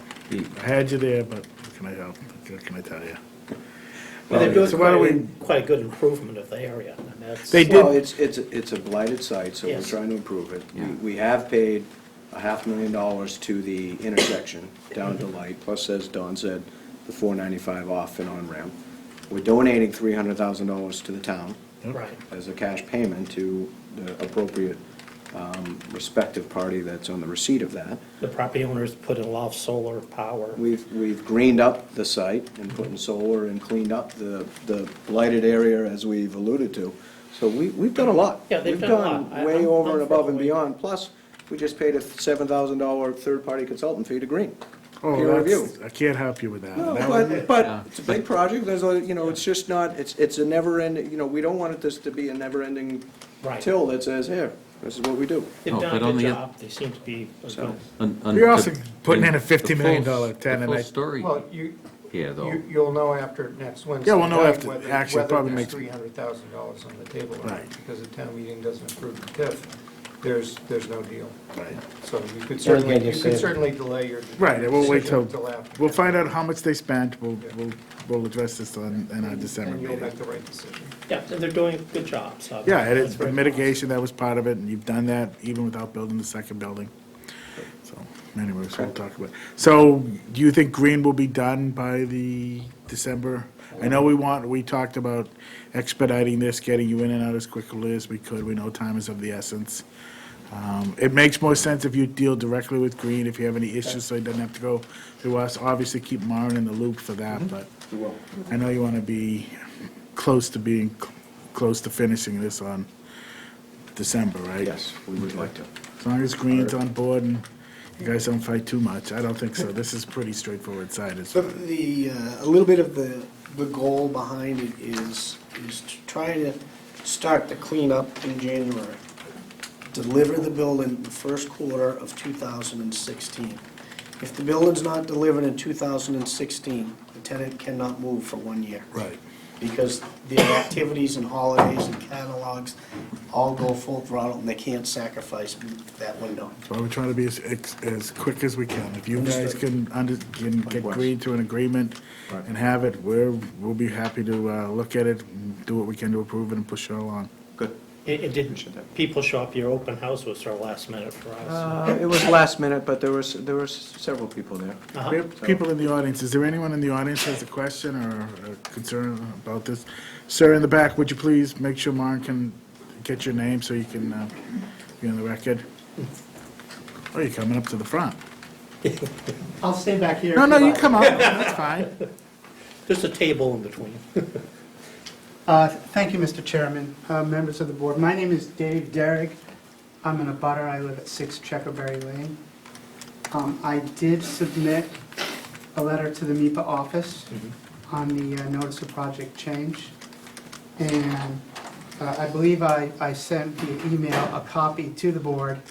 If not, I can submit a copy tonight if you like. Also to the selectmen through Keith. Sure. I had some concerns that I expressed in my letter about how the increase in traffic was being represented.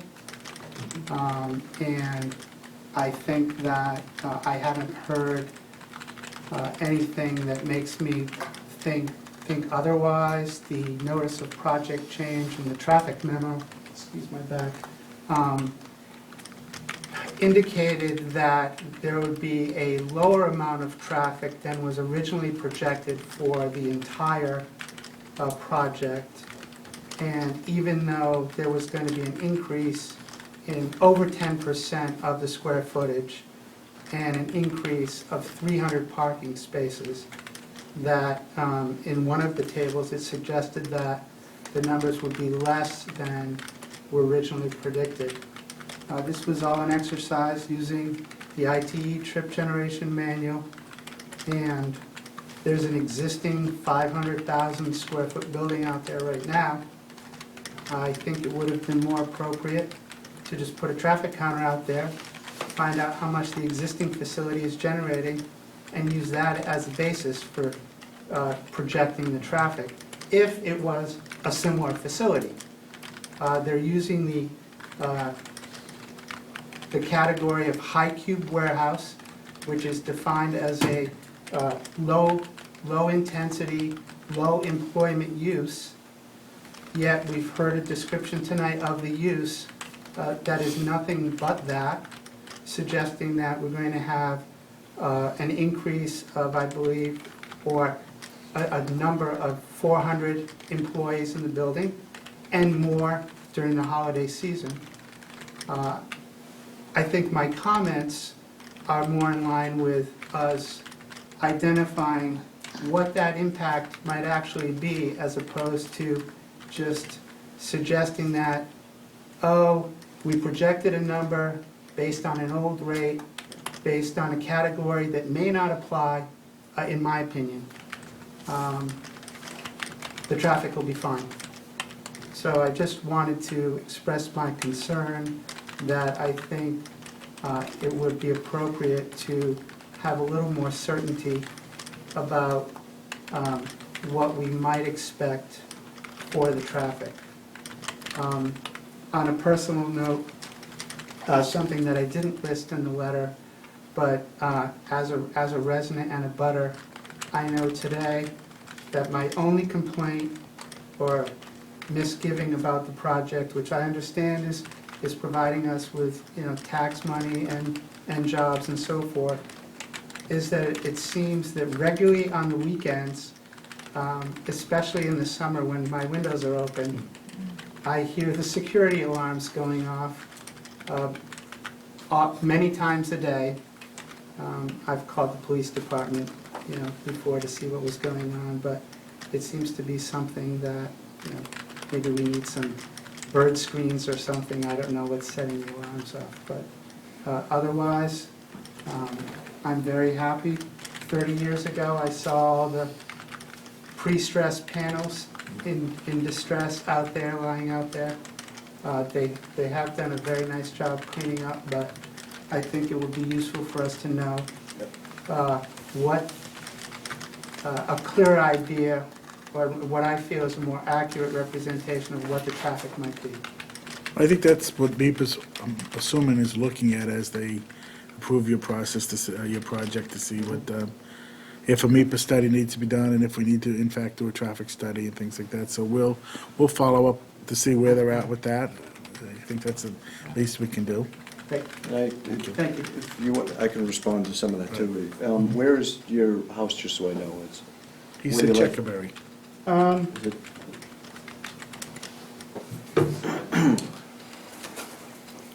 Right at the bottom to the left of the blue day. Yeah, right here. Okay. I'm sorry. That's all right. I just didn't know. So part of what the MEPA comments came back as well, which I'm sure that you'd appreciate, they want us to get involved in any sort of TDM program, obviously. So if there's any way we can use the traffic demand management program of using any sort of carpooling service or some sort of bus service from the train station. So they listed 3 developments, obviously The Point is one of them, and this one, and IBM, if there's a way that public transportation could be provided. So we'll reach out to that. The second part of, the last part of, well, two other things, they'd like us to involve anything that we can do for bicycle related. So we can do that on site at the building. I don't think we can do anything in the town related to bicycle related, but that's one of the other factors that they provided. And then we're going to have a 5-year monitoring study of the traffic in the site. So we'll monitor the traffic that's exiting our property only, the 2 properties, and that's it. I think there could be other ancillary traffic that's coming out of the FIBA facility, but ours are only those 2.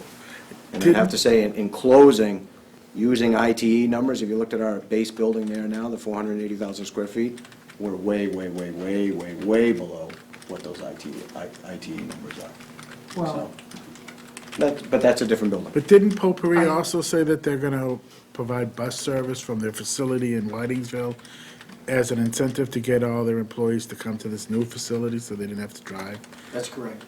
I believe They're they did say trying that. to maintain as many jobs as they can, so From they there, don't they're go through gonna be the offering- training, learning curve. They're gonna be offering- One of the benefits, just to touch base, the approved 360,000 square foot building has docks on both sides. And that's truck traffic on both sides. And this is front-loaded, and where you're located and your home, that traffic would be all right here if it was loading from both sides. The other thing is, it's, as I said earlier in the last meeting, this is not a tire warehouse or something like that. This is high-tech. It's gonna have $14 million worth of infrastructure inside of it to put less people in there, to have less people do it, and hopefully it's gonna be as low, they're talking low impact, UPS trucks, not tractor trailers. So, well, let's- Mr. Chairman, I wasn't referring to the backup alarms. Right. It's- No, I know it's you're, the security alarms. I know, we'll have, Of the building. of the building the itself, building. yeah. And I think to respond to your comment about the existing facility being way, way, way below, there's really no way for us to know that without a traffic count, which I think could have easily been done at the top of the driveway without the influence of the other buildings. The sites, that part of the site, I believe, is pretty well contained before you get up toward the front. So, And it sounds like maybe having some relationship with the community would be helpful too, especially if they sense problems that you could fix. I mean, it seems like a pretty direct. Which we've responded regularly. Anyone else have any questions? Yes, sir. I'm Jerry Cavallo, the butter. If I could advance to the map. Sure. Why not?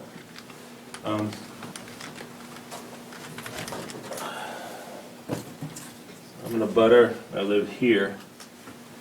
I am very happy with the use here. I've always been concerned about a long-haul trucking facility and transient truckers parking there overnight, wandering around, so I'm happy about that. Last time you built this facility, you cut a lot of topsoil out of here as fill, and you can see after, 9 years, it's never grown back. Don't think you did a very good job filling that back in, because I think the trees do a good job of screening a lot of the noise over here. So my first question is, are you going to be cutting more of this hill out for fill? We're going to be taking fill out of the detention basin and put it in there. Right now, the site's a balanced site, taking this material and the materials on site, not to have an import or a cut into the area. Okay. So that's a big concern. I don't because- recall doing that, but if it was, it Oh, was, yeah. but I don't Yeah, recall it. they took a whole bunch of fill out of here, and it's really lousy soil, it's sand, and they never put any topsoil back in, and the trees never grew back. Do you know what year that was? Was it prior to us owning it or during the You know, I'm addition? accusing the wrong guy, but it happened about the time this went in. I don't We've know, owned maybe the the board property knows who did it. since 2007. Okay. Okay, so I don't recall when we built that No. we mined any That was material out. the prior Prior. developer, yeah. Okay. The second point is, I'm not familiar with this concept of somebody paying money to the town for some reason, $300,000 for recreation. My feeling is that maybe that money should be used for this area somehow to improve the area for the abutters. Maybe some open space along here or something, because we, the abutters, are the people who are going to bear the brunt of this change to our environment. And maybe that $300,000, instead of going on the other side of town, I guess maybe we all feel in this part of the town, we're dealing with all the industrial area around here. And nice facility, happy with how it's going to be used. I'm not exactly sure what the change is that we now allow a larger facility, whereas 9 years ago, we decided on a smaller facility. So I'd ask the chairman, is that just because they're asking for a larger facility now due to the use? Or Due to the have use, yeah. rules changed that now? No, they're asking for a bigger building. They could have had a $360,000 tire warehouse. They're asking for a bigger building with an office in it for more of a high-tech use. And that meets all the zoning requirements and drainage and everything? Okay, so I don't have a problem with that. So the only statement, I don't know if I bring it up with the selectmen or with the board, is that I think if there's $300,000 to go to improve the town, it should be in this area where the detriment is gonna be felt from this development. We can also talk to them about a screening issue. We haven't even got into that yet. When they take a look at the building and we have our experts come in and talk of it, we can talk to them about mitigation of the noise and the light and everything else from there. We can talk about a screening package and a landscaping package at that time. See, that 300,000 has nothing to do with this board. It's the selectmen, and that's an arrangement that the selectmen are, negotiations the selectmen are having with these guys, because it's incorporated into some sort of overall agreement that has to do with tax relief, property tax relief. I gather it was done this last week in executive session. And I don't know if our administrator wants to comment on that, or if it's still in negotiation. Well, the Board of Selectmen has reached an agreement in principle with Potpourri Group and the landlord for a 12-year TIF agreement, tax increment financing agreement, which would include a discount on the real and personal property taxes for the incremental value that's created by this development. The split that we've agreed to, essentially the town would be able to collect an additional $3.5 million over the next 12 years, and the project would save that an equal amount of taxes. And I would say that the $3.5 million in additional taxes that's proposed under the TIF agreement, or that results from the percentages that we agreed to in the TIF agreement. That additional $3.5 million compares favorably to zero, which is the amount of additional taxes that we would get from this property if this project weren't built and the new company didn't come here. So we're pleased with that. We're going to be presenting it to town meeting. The other financial part of the agreement involves the payment of a one-time mitigation amount. The sum is $300,000. It would be paid upon issuance of the occupancy permit for the building when it's constructed, so sometime in 2016. But that mitigation amount is to go to benefit the entire community. And the purpose that the Board of Selectmen has determined is active recreation purposes. Why? Because we get to put that in the Community Preservation Fund and to increase the value of that by 25 to 35%. And that the specific use of those funds would be determined first by the Board of Selectmen and then by town meeting in deciding how to appropriate the funds. If there's work, and I think the point was well made, that if there's work that needs to be done to this site to make it a better site, that is not the town's responsibility, that's the applicant's responsibility. Absolutely. To do that, and you can address that here, you have all the authority to address it here, and you don't need the selectmen's help. Right. And having money from the developer go back to the developer to address issues that they should be doing in this permitting process. One other So that's thing the way you get that done. is that it's not a big metal building. It's not like we see on 119. This is going to be state-of-the-art. It's going to have $14 million worth of computers and robots and all that inside the building. Inside. And they're not going anywhere once they put, as you said, once they put the, all that stuff in there. So it's not just a big warehouse that they're gonna have tires or they're gonna have furniture or It's not a something like drain that. on the town's resources, which is good, but I understand But your we- concern totally. We can address that at the Address next that. meeting to see, maybe we have a site walk out there after that to see what kind of landscaping plan we can come up with, which we do all the time, to address the issue of lighting and covering the building to keep it away from the residents as much as we can. Just the fact that this is all industrial, and this is residential, I would just like to see a buffer area in here, as Dave said, there's things you don't anticipate, like that siren going off all weekend long. Right, well, if, just to jump in, that the zoning, there's a very large residential to industrial line that's already in place. So this whole site is 51 acres. The whole thing goes all the way around here, 51 acres. And the actual line between residential and industrial is a huge swath that goes all the way around the site. So we're probably losing 25 acres to just the buffer zone. We can't do anything.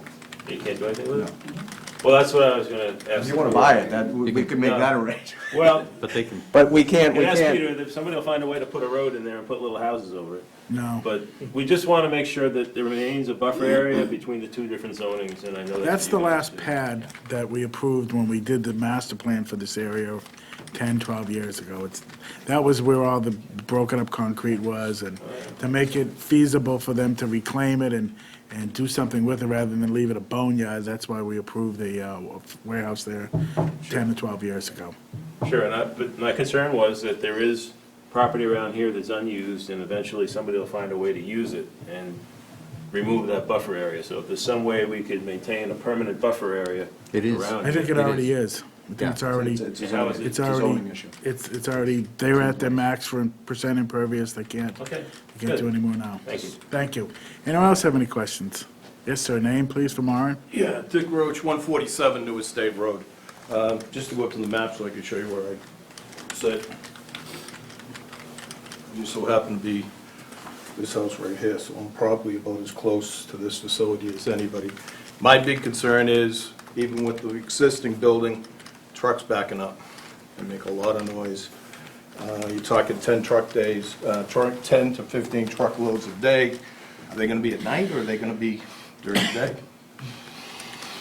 what are the hours? That's the question. Their inbound is during the day, but I could get that in writing to their hours of operation. Yeah. As far as the outbound, most of the outbound is stage trailers and UPS trucks. Which would be late in the Just- day. Just sitting, loading up as they go. Yeah, I mean, that's my big concern, you know, snow plowing, I don't want to hear the trucks at 4 o'clock in the morning and stuff like that. That's Yeah. the type of thing that concerns me, it's just that it's quiet between 9 and 6 or something like that. Maren, we might want to consider putting that in the conditions. Truck traffic, sure. Yeah, the No parking hours. overnight and stuff like that, like we have. The hours of Is truck it- traffic. Well, it's a 2 fulfillment shifts, center. 3 so we shifts? wanna- Excuse me? It's a fulfillment center, so we want to be careful that we're not limiting the tenant's hours of operation. Right, so. That's it's an working hindrance to together. the tenant. So let's see if we can come up with, craft something that works for It's both workable sides. for everyone. Yeah. Okay. Is I it think- 2 shifts, 3 shifts, is it It's 3 two shifts? It's 2 shifts right now. And would it be 3 shifts, like at Christmas, those types of things? If it's 3 shifts, it's activity that's inside to try to keep up with printing tags and labels. You know, and we could craft an hourly thing for seasonal use, because it's winter when the doors are closed and windows are closed anyways. Still hear those trucks, I'll tell you that. I think that just the way the building is situated on the site, hopefully that's going to mitigate some of the noise that he could be hearing as well. So by that building coming out on the L, it's going to cut off some of the sound that's on that side of the site.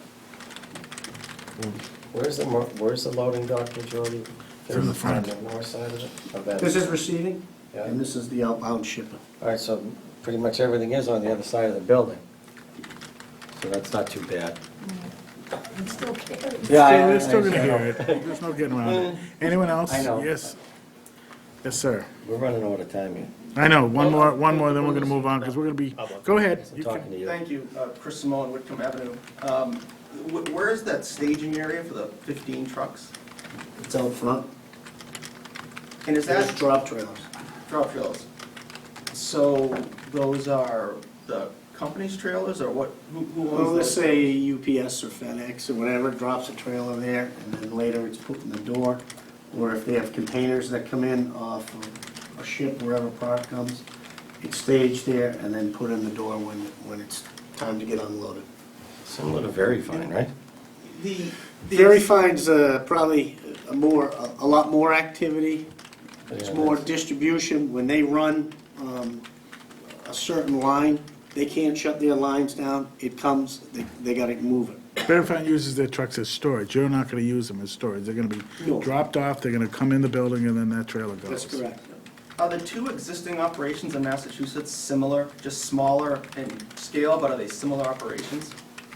They're similar, but they don't have the sophistication that's going into this building. The sophistication through the conveyors, they have some conveyors, but it's not gonna be narrow aisle with separate conveyors and pick platforms. It's a little bit more mixed right now. They can't get there until they have the space to do it right. I ask because I'd be curious to learn what the current truckload activity to those existing operations looks like in terms of automobile and trailer loads, as a more relevant kind of benchmark than what's currently happening on this site. I'd like to know what's happening on those sites so that we can kind of gauge what to expect. And honestly, 5 to 10 truckloads for a facility this large, it seems like a small number, but It sounds ridiculous. I'm in the same boat. It doesn't work that way with fulfillment orders. When they have production coming, let's say hypothetically from China, and China runs a big line, they probably get 10 containers at once, and then it goes into the facility and sits, and maybe turns twice a year. DCs are designed to turn every month. That product's gotta go. But there's only certain times where certain items are produced, especially during the holidays. They're 8 months ahead in production and staging before it even is available to order through catalogs. The last thing e-commerce wants to have is out of stocks. Out of stocks is a lost sale that's never recoverable. that's why I asked about a relevant number here being the existing operation. If we could get some sort of study about the traffic in and out of those two buildings, then that would be interesting. We can talk to Potpourri. The numbers that I presented are the numbers that were given to me from Potpourri Direct. Is this something, Mr. Chairman, is this something that the board will consider? Well, Potpourri's come in and told us that they're gonna have big tractor trailers, they're gonna have 8 or 10 tractor trailers a day.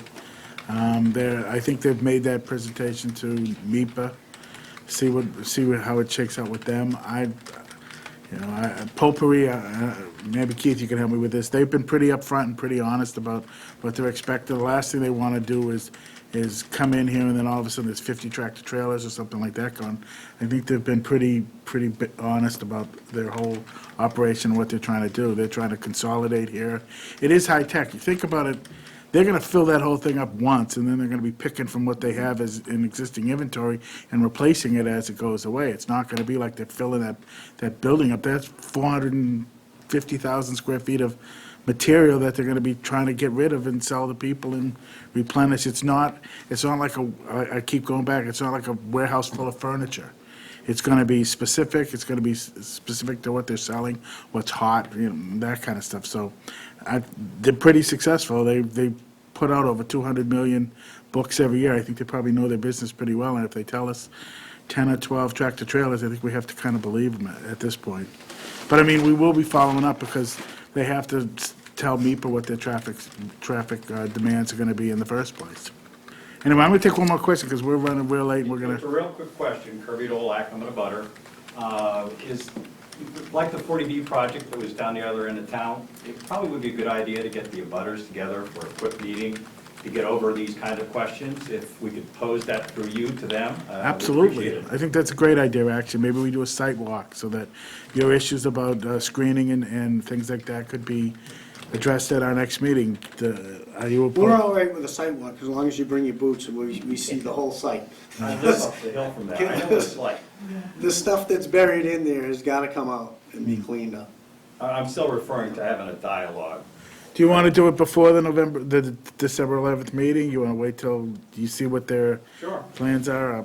Does the board have a problem with That's meeting your out there pleasure, and Mark. having a site walk? That sounds good for everyone. What's a good time? Anytime. Want to do it on a Saturday? We can do it on Saturday. Do you want to do it This Saturday, next Saturday, what's, well, this Saturday's the Too Demoulas soon. things, maybe Well, two but so- Saturdays. I'm just thinking about getting the note out to the abutters. We all got registered mail about this, so if Well, that's the same avenue, Maybe three, well, it's gonna take a while, yeah, if you, right, that's always asking. Yeah. Okay, so this weekend is the 8th, next Saturday is the 15th, and that's the budget meeting all day. Week after that's 22nd, so that's well before Thanksgiving. That might be a good one to shoot. why don't we for. do it, shoot for the 22nd then? We'll try to get something out to the abutters, or if you can tell all your neighbors, and we'll do it at 10 o'clock, the 22nd. Does that work? Sure. Okay, that'll be a great idea. That way we can take a look at what screening needs to be done and things like that. Thank you. Thank you. All right, thank you. We're, what time on the 11th? We might as well tell you when they're meeting again. Yeah, I don't know what time yet, but we'll do this again on December 11th. All right, December 11th to be determined, probably, I'd say somewhere around 8:30, something like that. All right, thank you. All right, thank you. All right, we have a little bit of board business to take care of. Lot releases. Sherry, what? Yeah, you did that. All right, Sherry, you want us to, we did the A&R lot releases. You want to speak with us a little bit, an informal discussion real quick? Yeah, it's not just the A&R lot releases. It's the one behind it too, the Reed Meadow open space layout. Okay. Do you want to talk about the lot releases first? We already did, we signed the lot releases. Yeah, okay. Okay, So can we talk about the open space layout for a minute? sure. Okay, so. As you may know, Myron and Town Council and I have been dealing with getting the conservation land deeded, and we've encountered a practical problem, and I think it's easy to solve, but we need your input, Wisdom? your wisdom. Thank you. And I'm passing out 3 pages. I've labeled them 1, 2, and 3. On what parcel? If you go to 3 first, 3 is the layout that Oh, I now you want candy, Richard. go to number 3 first. Now you want candy. So 3 is the layout I've got Okay. on the easel, and that's the entire site. And what you've approved is, you approved the lots at Reed Meadow. You subsequently amended your decision and gave the 2 more lots, H1 and H2. And overriding the whole thing was the obligation to create open space under the zoning bylaw in what we've here labeled as parcel C. There's a little part here called proposed easement B. There's more parcel C here. And then this is still parcel C, but this labels it proposed easement A. And the parking spaces are supposed to be parking spaces to service Oak Hill. Now, what happened on the land, as a practical matter, ended up being a little bit different. So if you look at, first, maybe this layout 1, the driveway and the paved surface to get into lots H1 and H2 Are the same. is the same. It's being a shared driveway. It's going to service the parking area for Oak Hill, and it's going to service H1 and H2. And the only way to make the turn and everything is that H1 and H2 needs a little bit of an easement over that parking area and over that open space area in order to get in and out of their driveway. So that's problem number 1. If you go to the second layout here, oh, I should add, I'm sorry, go back to number 1 again. You'll also see that there's a Number 1 or water number line. 3? I'm still on number 1. Told me to look at number 3 first. We did, we're done with 3 number is 3. the overall, and then if you look at number 1 next, you're going to see the paved area, the approximate area of the paved driveways that serve H1 and H2, as well as the parking spaces that we're going to dedicate for Oak Hill. Right, okay. Then you'll see that there's a water easement that goes along H1 and H2 to provide the water for H1 and H2, but that had to come from somewhere, and that's crossing parcel C, the open space parcel C. You see there. In addition to that, if you go now to number 2, you're going to see an existing utility easement runs along the whole back of the project. See the existing utility easement on my insert map there. And also, what has ended up being a necessary shed storage maintenance facility for the equipment that's going to have to be kept there to do the landscaping and the maintenance and the snow plowing for the parking for the conservation areas and the entire Reed Meadow subdivision. So this is proposed 20 by 12 shed, but it would be best, I think, to just designate an area called easement B, proposed easement B, that whole area, staging for equipment and shed and parking area. Why does Then, it need to be a shed? Yeah, why do you need that? Why does it need to be a shed? there's gonna be all sorts of pruning equipment and lawn mowing equipment and snow plows and the For what, though? plow frame. She just said. For all of the Reed Meadow maintenance, and Reed Meadow is going to be maintaining your parking areas over here for Oak Hill. It's just Yeah, plowing. It also, though, I believe it was already discussed and was written into the original agreement on, when I did the subdivided the 12 lots, that we were allowed to put a shed on that property. Perfect. It doesn't Yeah. detract from Yeah. anything, it's not gonna detract from your open space, but it makes it neater It's than to have that stuff accumulate outside. Behind the lots, it's behind the And then, houses. and then along the back here is where they put in the utility easements. Now, these are underground, that doesn't detract That's from the the water open space. department. That's at the water But department, sure. that's underground.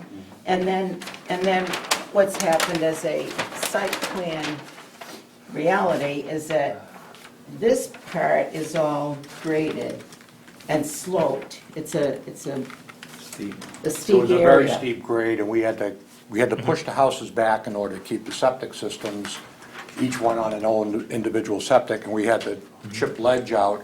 And so we've got this hill that has to be maintained, if it's already been cut and then covered, but it's still going to need maintenance when a tree blows down in it, if there's some erosion, that was part of it. Correct me if I'm wrong, but you're donating this to conservation, right? Wait, so that brings me to this issue.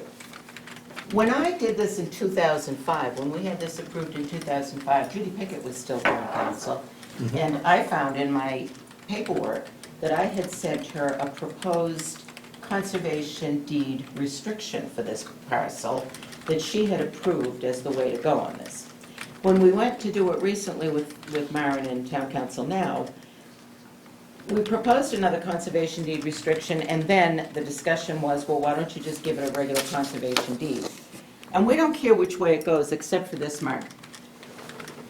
In order to donate this to the town and then reserve out all these easements, I think you put the town in a position of being stewards to land with no funds to do it with.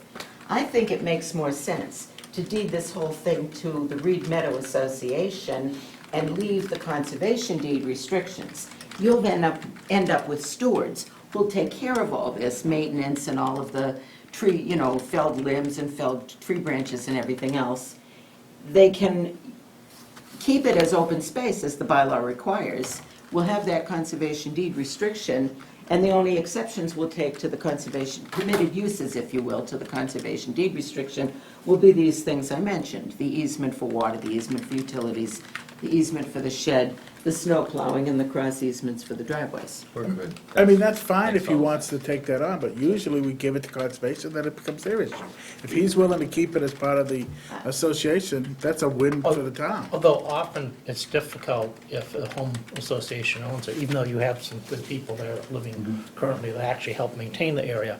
But I know for doing conservation restrictions is often difficult with home associations because they disband, they don't keep up, it gets complicated. If I could too, though, when we did this, there's really bad grade back here too. It has to be maintained, and we have a detention basin that serves these drains, but I allowed the town to hook up theirs too, so I've got this detention basin that still needs maintenance, and it just seems like it's an awful lot of stuff to be adding, giving it to conservation is fine, but will they accept it with all these restrictions? Is it not easier just to maintain it the way it has been? It And absolutely. then give them an access to it? And have you talked to them? Yeah. It absolutely makes all the sense in the world for this development to maintain the land around it themselves.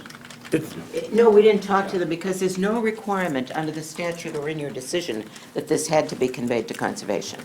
Then that's It perfect. simply Although they says, maintain the rest of the land, I would think their input would be helpful.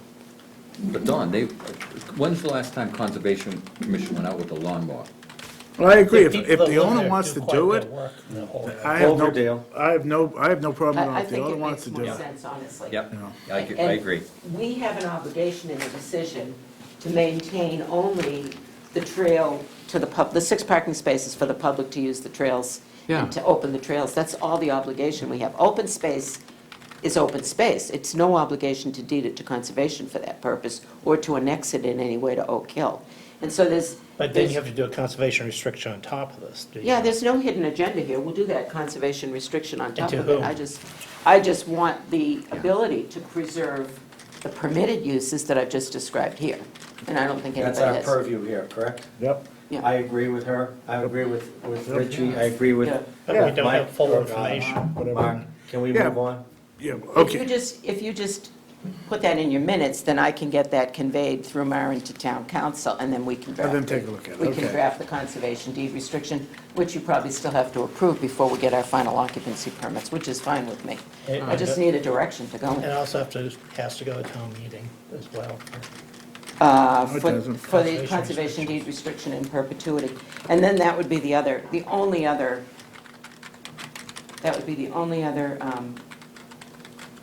If you did put it caveat, in that, that if we have to bring that to town meeting, maybe we'll be back here to ask the board to consent to let us get the next 2 lots sold prior to that. If we can't get to town meeting until May and he's ready to go on 2 more lots, I don't want to have to wait until town meeting Yeah, I to don't sell think Was them. this, Why don't we go- Sherry, was this originally permitted with the Conservation Commission, with the conservation restriction?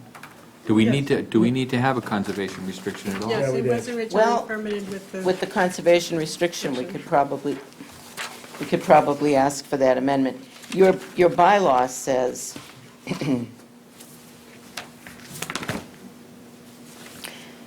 provisions shall be made in the open space trust arrangements to allow and encourage the use of open space for active agriculture, forestry, or passive recreation.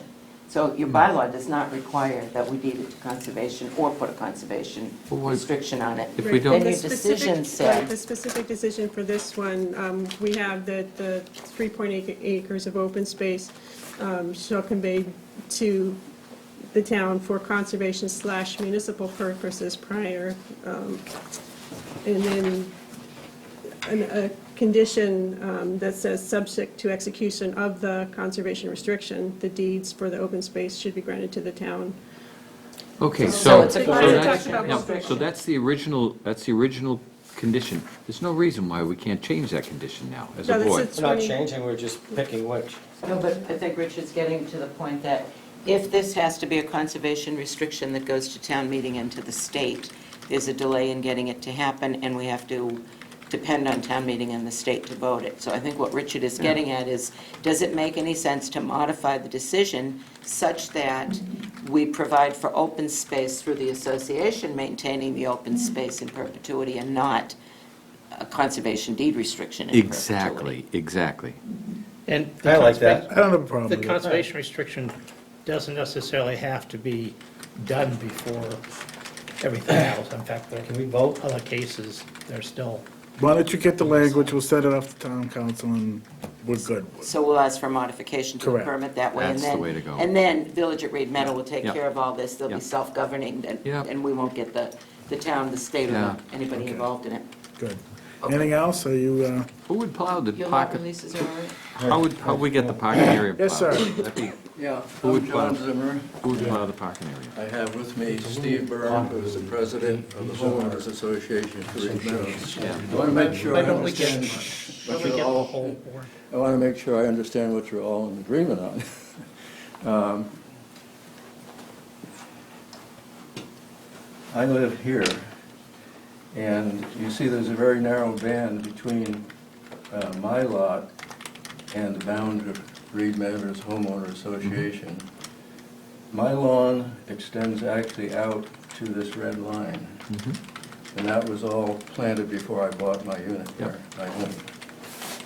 In back of me is a slope, which is half on my lot and half outside my lot, but still part of Reed Meadows. That is planted with ground-covered junipers. It's almost a 45-degree grade there. The junipers are intended to hold the grade.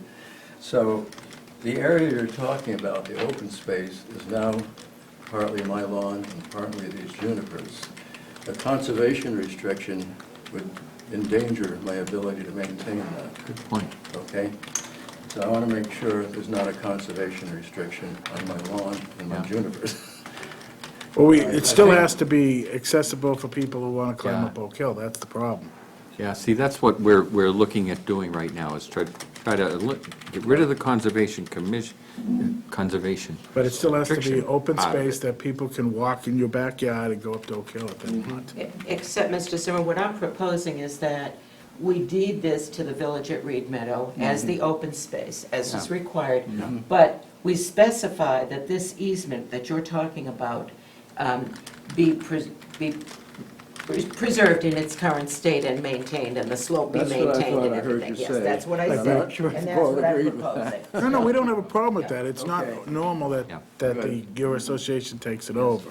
And that would be just with the exception of that garage But on there's, the... like I said, the whole part of this whole thing was to allow access for people to park down there and walk up to Oak Hill and be Right. able to walk through the trails. I am active with the Oak Hill maintenance. I work with Bill Brown, the trustees, to maintain trails and such. I believe in conservation. I was at the Conservation Commission meeting Monday, and I showed them all of this arrangement, so they're aware of the situation. Okay? Thank you. You're welcome. All right, you were good with that one? Do you have anything else, or you want to talk about the drive-through, or you want to do that at a later date, or? Well, you all seem tired and Yeah, cranky tonight. Yeah, we do. We have one more issue we need to deal with, and that's, Got several. okay, Can you do the TIF? Yeah. go ahead. Oh, yeah, we need to vote whether we want to support the, do you want to do a quick TIF and? Yeah, just, if I could, just to recap, that Article 8 of next Wednesday special town meeting proposes to authorize the Board of Selectmen to enter into a tax increment financing agreement with the parties that you just saw for the project of distribution Center Circle. It's a 12-year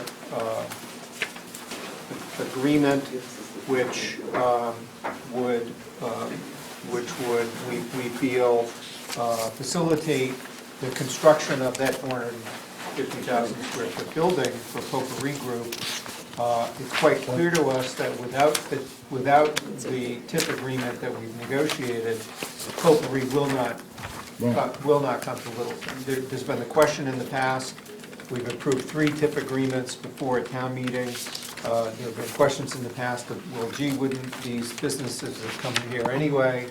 From my perspective, I think the answer is universally, no, they wouldn't have come here anyway. IBM decided to come here several months after town meeting voted to authorize the TIF agreement for 550 King Street.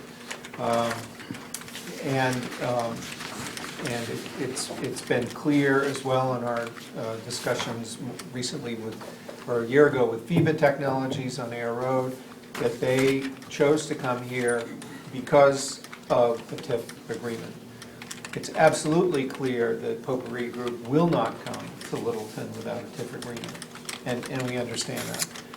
So we've spent the last 6 weeks negotiating with them, with Potpourri Group and with their business consultant and with their landlord, prospective landlord, Condyne, and have come up and have structured an agreement which we feel addresses the town's best interest and facilitates what the company's trying to do. They have some significant front-end costs associated with being saddled with the debt for construction of a $35 million hard and soft cost building. And in particular for paying for $14 million worth of high-tech equipment that's going to be, that we tax as personal property. the TIF agreement structures the payment so that it begins at a higher percentage than it ends up. They have most of their costs front-end loaded. We want to give them a break, especially during the first 5 years. We start at around 63% in year 1, gets down to 33% by year 12. It totals, it's about $226,000 they pay in year 1. It's over about $350,000 they pay by year 12. And after year 12, they're paying full freight. They're paying, they're paying $500, the equivalent of, $550,000 a year. That becomes part of our tax base. Keith, are you saying that they pay 66% less in year 1, or pay 66%? The 66, that the discount, maybe the best way to look at it is, over the 12-year life of the agreement, that the taxes that a landowner would otherwise pay on a building that's assessed at what we project this will be assessed at, about, for discussion purposes, 18 million. We crunched that number. That for a building assessed at that level, they would pay $7 million in taxes over a 12-year period. We are proposing essentially to split that, that the town would collect $3.3 million and the town would discount the $3.5 million over that period. In my view, it would be correct to say that we receive $3.5 million if they come here, and we give up, frankly, nothing, because there would not be, there's not someone else waiting in the wings to come in and build a to spend $35 million to construct a 450,000 square foot building.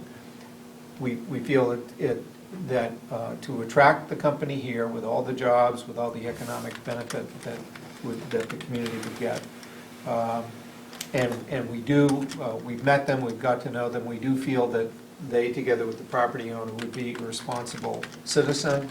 They would be a good neighbor. I'd rather have it occupied, fully occupied, and so, frankly, so if the alarm goes off in the middle of the night, there's somebody there to shut it off.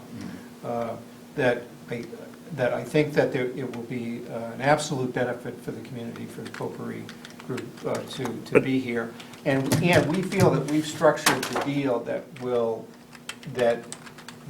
the best deal that we can get that would get them here. It's been a lot of hard bargaining, and if it is subject to town meeting approval. If town meeting doesn't want us to do a TIF because there's some philosophical objection to giving discounts, I can't overcome that concern. All I know is that at the end of the day, this site won't get developed with this company coming here. If this is a first-class building, it's twice what could go in there. Like I keep saying, it could be a warehouse, it could be tire barn. So I got a couple of questions. Go ahead. Ask your questions, Richard. First question, Keith, is on the appraisal, did they appraiser, I know that there was some difference between the town appraiser and their appraiser. We're using the town's appraisal, correct? Yeah, yes, but it's not an appraisal. That what it is, it's that we brought into our negotiations so that we would have a common frame of reference about what the value of the property is. We brought in the guy that we hired to go to defend our Board of Assessors in front of the Appellate Tax Board, Attorney Ken Gurge. He's also a former chairman of the Appellate Tax Board. And we wanted him to share frankly with us and with the other side what is his best estimate of the value of the improved property once the building is built. The range is somewhere between 17 and 19 million. So we picked the difference. We picked an average of 18 million for the sole purpose of then calculating what we think the financial benefits will be. I have to say, contractually, we cannot agree to what the value is. Contractually, value is determined, or by law, value is determined as the full, fair, cash value determined by the assessors. And if someone doesn't agree with the assessor's value, you get to appeal it to the appellate tax board. That procedure is intact. We're not, no one's agreeing not to do that. We are not agreeing on the value. We are, however, in the negotiations, coming to a common frame of reference of what do we think it's going to be worth. And we are in the same ballpark Which of what is- we think it's going to work. What's that number? Which is 18 million, which is and our consultant, our value expert has given us his written estimate of somewhere between 17 and 19 million. So it's on the basis of that average of 18 million that we went back, we had a proposal from Potpourri that achieved a particular set of percentages that they proposed. We gave back to them an alternative set of percentages that they accepted. And when I say percentages, that our TIF agreement can only be expressed in terms of the percentage discount that is given over time. And over 12 years, it will be a gradually decreasing percentage of discounts. In the first year, it would be a 63% discount on the value. So, and frankly, we did that so that we shift the burden. We looked at what their proposal would produce in terms of the total tax bill, and we gave them back a proposal that gave us the identical amount of taxes over 12 period, but restructured it in a way that they had lower payments in the early years, higher payments in the ending years than what they had proposed. So my question then is, the appraisal came in at 18 million. Did the appraisal, I'm calling it an appraisal. The estimate of value. Yes. Yeah. Did they, the estimator consider that we're going to have it's going to be the most energy efficient building because it's being built under the 2012 IECC, which went into effect July 1st. So it will be more energy efficient and more modern in terms of construction than any building we have in town. The estimate of value was based on what warehouses are worth when you get in front of the appellate tax board, and that's. All right, so they probably didn't take into account and that. it doesn't mean, I mean, to the extent that what you're saying affects value, that none of that ability is lost. The assessors don't give up any, ability to consider that as a factor. I would say, though, the primary factor they're going to look at is the income approach. And the consultant used that, crunched a couple of sets of numbers based on what the income would be that the landlord would get at market rates for a 450,000 square foot warehouse. Which That's evaluation did he use, the comparative sales or the income? income, He did. because that's the standard that the appellate tax board. You know what, listens this to. is, Yeah. the selectmen worked on this, all you want from us is an endorsement of the, We're looking Well- for your support of Article 8 on the TIF agreement. Mark was a member of our Right. TIF review subcommittee that the board established. I'd like to entertain a motion to support, no, No, I just want to say one thing. I think it makes sense, the mitigation of 300,000 makes sense, but I think you're mixing things together when you designate where that goes. You have a housing trust, you have a number of other things that could use it. Why risk the TIF being passed because you've tagged on something completely different? Well, the purpose is, and actually I have to say, at one level, we took our cue from the planning board, because the only other time that funds have been earmarked in a host community agreement, it was at your direction when we earmarked $100,000 of the 15 Great Road mitigation funds for active recreation use. And so I will say that we are having a larger discussion about what to do with mitigation funds, which are starting to add up. We've still got, we're going to get a total of $714,000 eventually for 15 Great Road. We have $350 in the bank, and we're going to be getting more in the, coming months and But that's a discussion and for years. town But- meeting floor. Right, but just the broader issue, though, as part of the deal, that we think what mitigation funds does for, in this case, it's active recreation, it does not earmark for a particular project, that it will be the Board of Selectmen that will determine in the first instance what project it's used for, in the second instance, town meeting will determine what it's used for.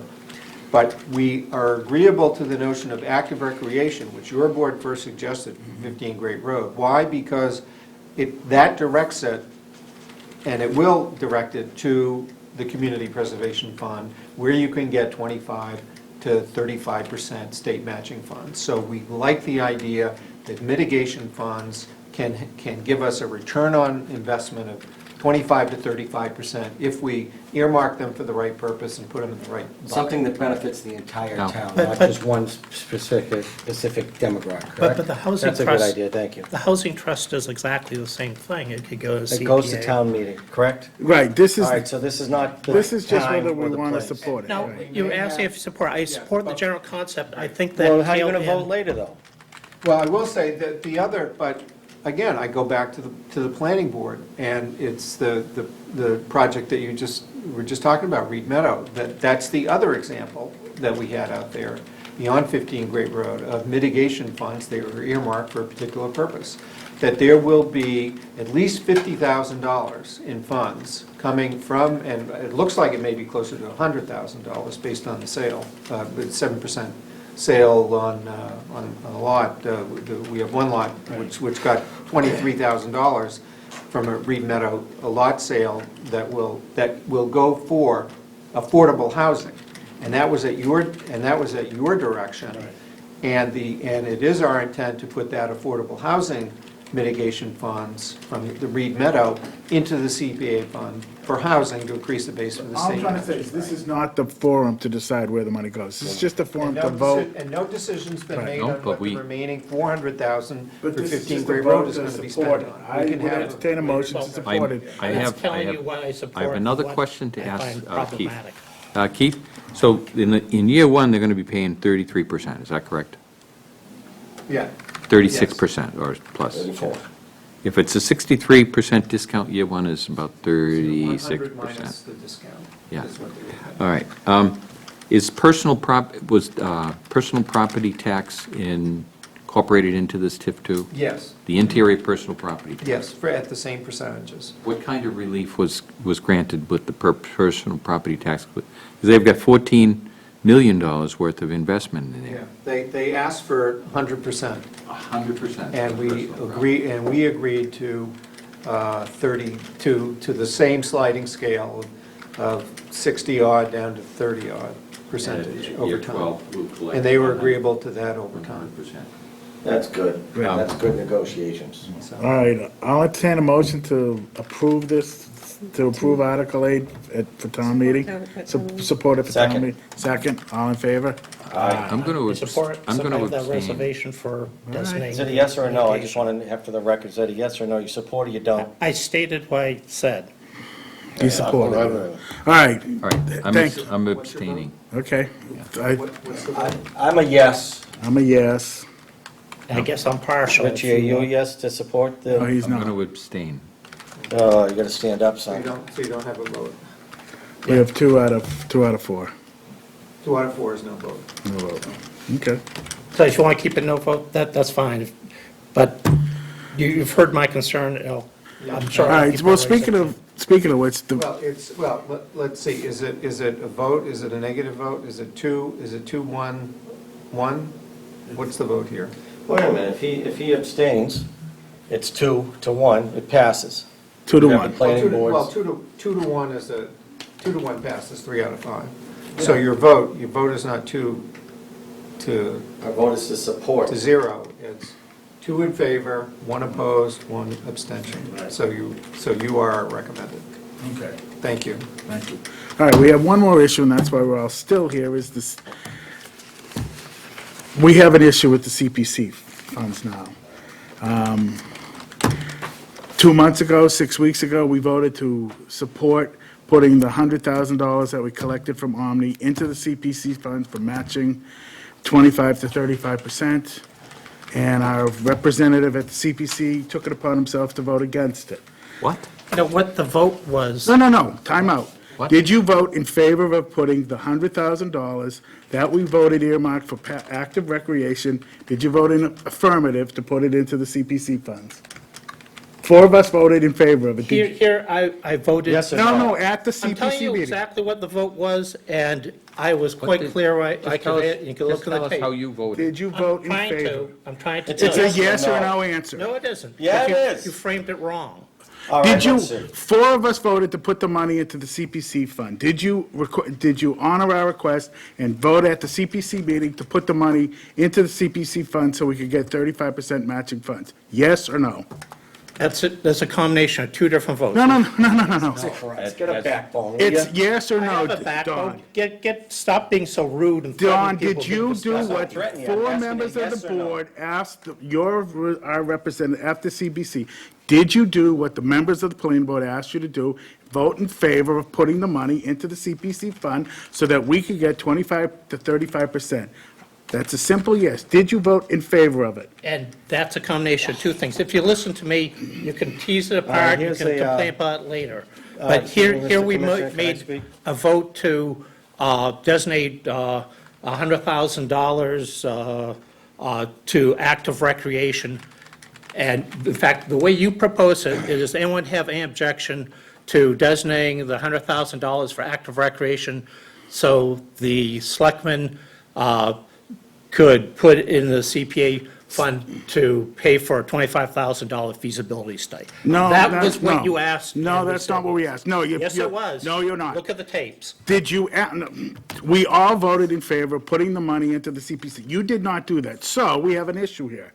The money is going to be. If you want to know what. was No, you voted against it, Don, and we all told you to vote in favor of it. So now we have an You issue. didn't say that. Yes, In fact, we What did. happened, the CPC. No, Don. Meeting was, do people support? You're divisive. No, you No. voted, no, now we have an Asked issue. if there was support for the article that was before us, and. You said there no, was and you insufficient information. actually made it out like the planning board was not in favor of it. We were most definitely in favor of I didn't say putting one the- way or another. I voted the fact there was insufficient No, information. there wasn't There's no insufficient. We finance took the plan. vote, no, we took the vote, no. So now we have an issue. Now we have to ask the CPC to either honor our wishes and put the 100,000 and take it out, or we have to pull that money out of the CPC because we do not want it to be stuck in the CPC. So in order to do that, we need somebody from this board that is going to act the way the board acted, not serve 2 masters. You cannot serve the planning board and serve the CPC. So we need to decide This what isn't we're a going. rubber stamp. This came This before was, the you were told what to do from this board. You I cannot. wasn't told what. Yes, you There were. as a You were representative of told this to. board, We your all words are to follow voted- what the board No, tells you you to were do. told as a representative It from the doesn't matter. planning No, I board. wasn't. It doesn't matter. Yes, you were. How it goes. Where's the list? His vote is void. He was not a member of this board appointed to it. He was not appointed to the board. Here is the votes. On 2013 in May, it's supposed to come up again the next year after elections. The minutes from the June 12th, 2014 meeting, the first meeting after the new votes. Yep. He is not appointed to the board, to that CPC committee, which is Reappointed. reappointed, and there's the 1 year right there. So here it is. His vote does not count. Well, then what And does he the- is off. what does the because we didn't board- vote him in. what does the Now we can board vote wanna Somebody do- else in that will do the wishes What of does the the board want to do about the CPC That's not money? quite This right. is Yeah, it is. retaliation, was retaliation taking me off the master plan. No, Yes, no, it's Don. retaliation. It's This no is- retaliation. You're It was just, based upon the you're vote. divisive. Not divisive, You're you're certainly attacking. divisive. No, Don, you were supposed to do, attacking. wait a No, I second, haven't Don, attacked I'm yet. You'll know when I attacking. attack. You were supposed to do one thing. You were supposed to vote in favor of the $100,000 going into the CPC so that we could get, where can you get We were in 35, favor wait, of $100,000 being no. tagged, No. earmarked for active recreation, and then it was the selectmen's money.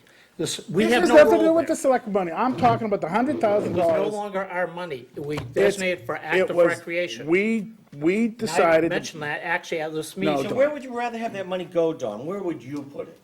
It went for active recreation. it did didn't. not. That's It the did end of not. story. No, It it did didn't, not. It's stuck in, It's in correct me if limbo. I'm wrong. Mr. Fian, is that money stuck in limbo right now? We don't know what we can do with that money. Why is he the source of information? I'm asking Because you're him. not reliable. He's in the audience, he's part of the CPC. Where is that He's a money? member of this group. It was to the town for active recreation. Right, and we decided to put it in the CPC because, correct me if I'm wrong, and I only went to Littleton High School, somebody's gonna give you $35 for every $100 you put in. Doesn't that make sense to put that money in there so you can get more money? Isn't that what we're trying to do, get more money? But it's not our money, No, no. it's the selectmen who It gave us is our money. We earmarked, the selectmen gave us the right to earmark what we wanted to do. We We put did it in. earmark it. We did And we for all active support- Except for recreation. your vote. Except for you. You decided all not to support vote the to town the floor. CPC. So anyway, the Vote for point one is, thing, Mr. town floor, Fian, yes, change your mind. please.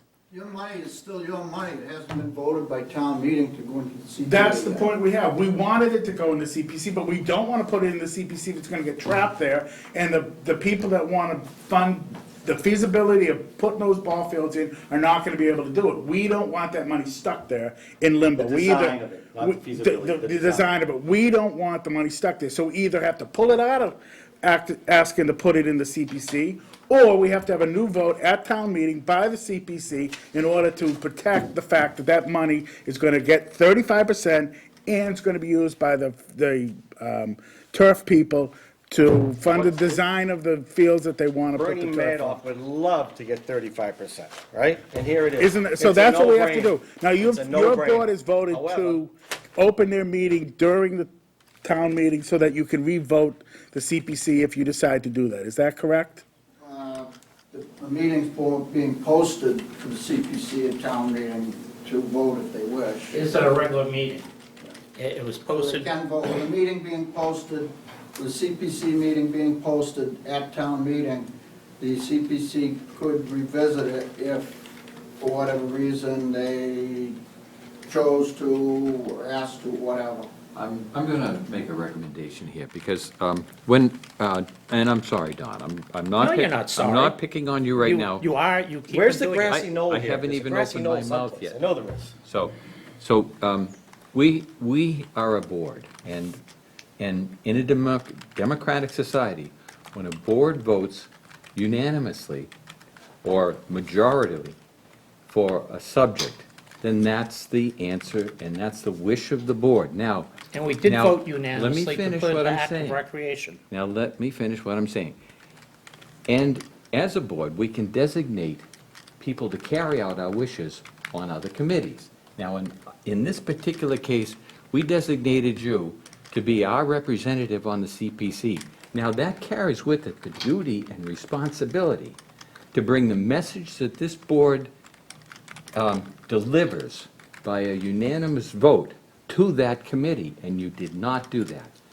That was a violation. What we voted here That was a was not what violation, in you're my putting mind, together now. that was a violation of the trust that we Not endowed violation on of you trust. I endorse as our putting representative 100,000 into to active that recreation. committee. No, we had voted to put the money into the CPC That to would get. allow the selectmen So- to put in the CPC for funding a $35,000 feasibility study. No, That's what we voted. No, we did not. We voted to Yes, put the we money. did. No, we didn't. No. We put no strings on it. We voted to put it in the CPC so that they could get 35 cents on for every And they can $100. still do that? But it's in limbo. You voted not not to. in limbo. Yes, it is. You voted not to allow the money to come right back out again. It's going to be stuck in the CPC for you to do what you want to do, and that's what it wasn't Yeah, designed for. Just to cut to Well, the chase, it- excuse me, I think he was applying his question He to me. was- So here's my question No, to he you. wasn't. According to that piece of paper, he was never reappointed to the CPC. He was never voted back on.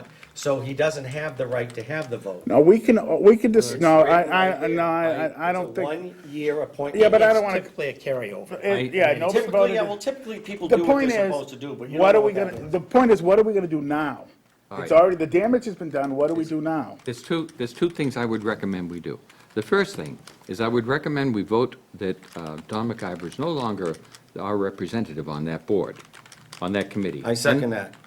Wait a second, Let me finish. And then we vote a new person to represent us, a person that would carry out the majority will of this board when, even in the absence of your agreement to that will, you carry out the duties. There was no absence of agreement. You were. John, if you had a problem, you No, should have, you this- should have stepped off, and you should have told us what your concern was when you were at the We CP only meeting. once got a presentation. It was inaccurate, mostly verbal.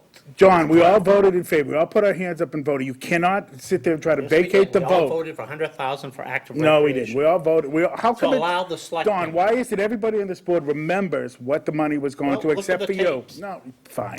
We'll look I'm at serious, look at the tapes. Anyway, the Let's just point get is, this over with. I agree with, I agree. We need to move forward, so what, we either decide to put a new member on the CPC and try to vote it again, Yeah, we're going to need to do that. but we also, I think we need, and I And- need to talk to the selectmen about this, I think we need to ask to flip-flop the vote. We need to I send. need, we send need a 7 message. before 6, because we need to know where the townspeople are coming from if they're voting in favor to do the turf.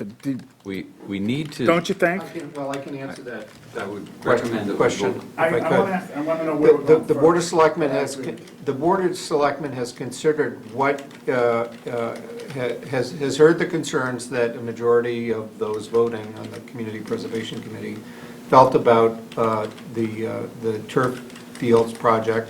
I've had a couple of, I've had at least one other member of the CPC say who voted against the CPA funding for turf fields said that individual member wants to hear how town meeting feels about turf fields before they will commit CPA funds to them. Okay, well, here's the problem with voting on Article 7 first. Article 7 proposes to approve $100,000 for turf fields. Because of the Community Preservation Committee at present has not recommended the use of CPA funds, if the first thing you do is take up Article 7 to approve turf fields, you cannot use CPA funds for them. That you can only use other funds. You can only, say, use remaining, we would propose some of the remaining 15 Great Road mitigation funds that haven't been earmarked yet. Use those to fund Article 7. The problem with that is, because you didn't put those funds first in the CPA fund and take them out, you lose the matching fund. You lose, Because so the fashion that's in which not, the money is so that's not a good way to go. What we wanted, though, was to give town meeting voters an opportunity to first express their opinion about the turf fields project and the idea of using CPA funds for them, and to do that before you reached Article 7, so that if a favorable sentiment came from the prior vote, then the Community Preservation Committee could be asked, because they'll be convened, they could be asked to respond to the vote the town meeting has just given, evidencing for the purposes of this example, a favorable vote on the turf fields, and to then have the opportunity to amend their vote to reflect the wishes of town meeting and to give town meeting the ability to spend CPA funds in Article 7. So, in order to do that, what the Board of Selectmen are proposing in the motion under Article 6 is to approve Article 6 as presented, which is a total of $200,000 going into the Community Preservation Fund, with the restriction that the $100,000 that comes from the Orchard subdivision from this committee would be earmarked for the design of the turf fields project. That is, the town meeting would vote to restrict the use for which those funds could be used, going into the fund. The irony is that while town meeting has the authority to restrict them going in, town meeting does not have the authority to demand them coming out. And that's sort of where the problem comes. So what we are looking at is to give town meeting voters the ability to say whether or not they're in favor of the use of CPA funds for turf fields. That would happen in Article 6, in the motion that the selectmen will offer. If the sentiment of the majority of the meeting is they don't want to do that, then someone can amend the vote, amend the motion to strike the language that would restrict it to turf fields, and then you pass it without the restriction. But if you pass it with the restriction for turf fields, that would be sent as a signal that town meeting is in favor of the use of CPA funds for turf fields. That would give the opportunity for the Community Preservation Committee as a whole, they'll be in session, they'll be convened that night, to take another vote, mindful of the vote that it just happened. Okay, so then the question before the board now is, do we feel that Don will be able to? No, he needs to be removed. Okay, That was a disservice to the then rest I'll of us. entertain a motion to appoint somebody else to the CPC. So moved. Second. All in favor? Aye. I know who wants to be on, I object. I assumed you would. Who wants to be on the CPC? You're doing the master plan. Do you want to do it, or I'll do it if you don't want to do I'm it? doing the master plan.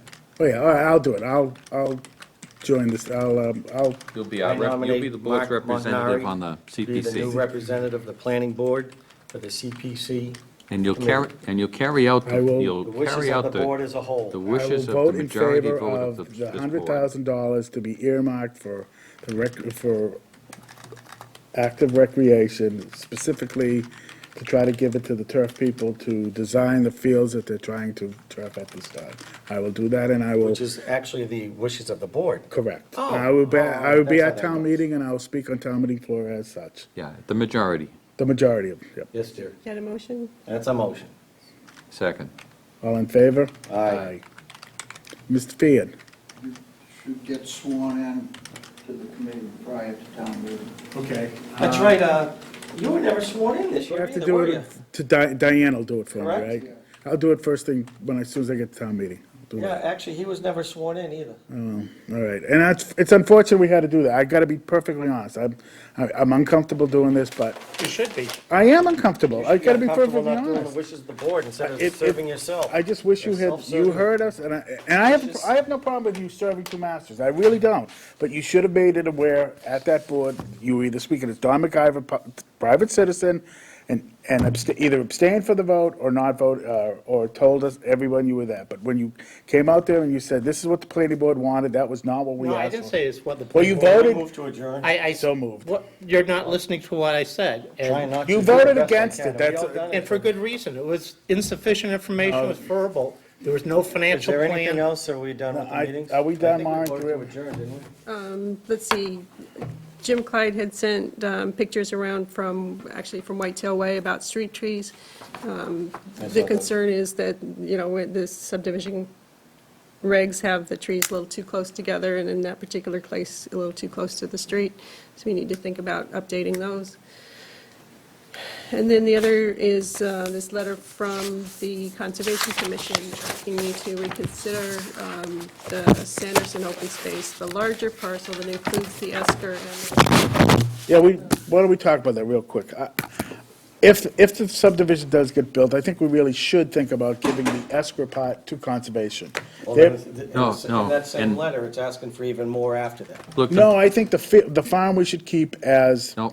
town land, but the esker, Mark, we've already voted on this. The thing about giving anything to the Conservation Commission is that it takes the state, an act from the state of Massachusetts to change it. If we keep it within the town's selectmen, then it's the townspeople that That's a vote. vote of on it. us, as opposed to the vote of the state. Yeah. I agree with Richie, Is- that's a good point. Okay. It's as simple as that. I did tell Sarah that we would consider it, they want to come in, if in fact it ever even happens. We don't even know if the subdivision's gonna be built or not. but It's if it- nothing against the Conservation Commission.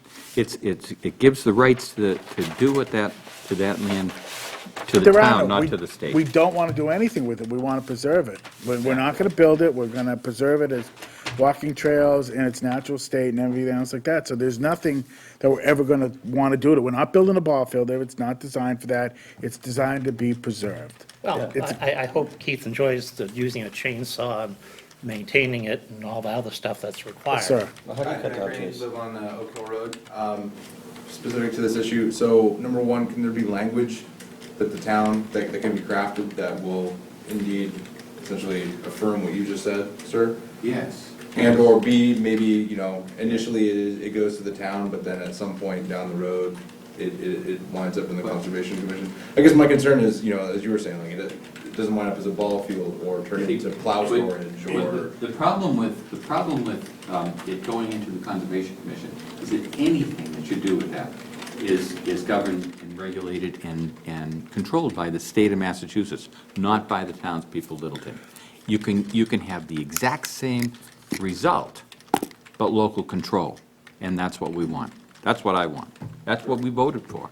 So I guess I'm just looking for language that would ensure that in perpetuity rather than, 10 years from now. Somebody else gets on the board and has a different idea. Yeah, If you want, I've got a cousin for who instance, wants to do this or that or. For instance, if you want to cut trees, you don't have to go to the state, you can just. You don't have to. You can go to the selectmen. We're going to the Conservation Commission either. All right, so we've voted on it. and- Right, we voted to give it to the town. But your information's inaccurate. And we're not Thank going to you. be changed, I don't Well, no, see a need to change that vote. We haven't, it hasn't been donated, hasn't been anything. How I left it with conservation so they wouldn't appeal our decision was that if in fact they do decide to do the subdivision at a later date, if they want to come in and argue the case about they understand about the farm, the esker and the protection of the esker, that we would at least listen to them. That's how I left it. Otherwise, they were going to appeal our decision. To whom? They would have appealed a decision for not having them as agent for the land. But they could That's- have, they could have. Yes. They very well could have. So they voted not to appeal our decision as long as we address, we don't have to agree to Can I it. appeal that they didn't give the land to me?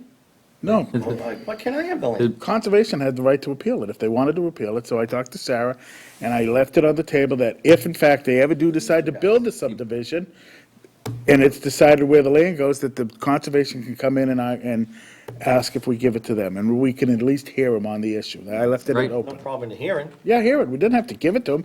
Let them listen. Right That's all. now, if that subdivision gets built, Mhm. then, and permitted, Mhm. the permit is the trigger, then the selectmen are in charge of that land, basically. No, we're still in charge of it. It has to come, we have to decide where it goes.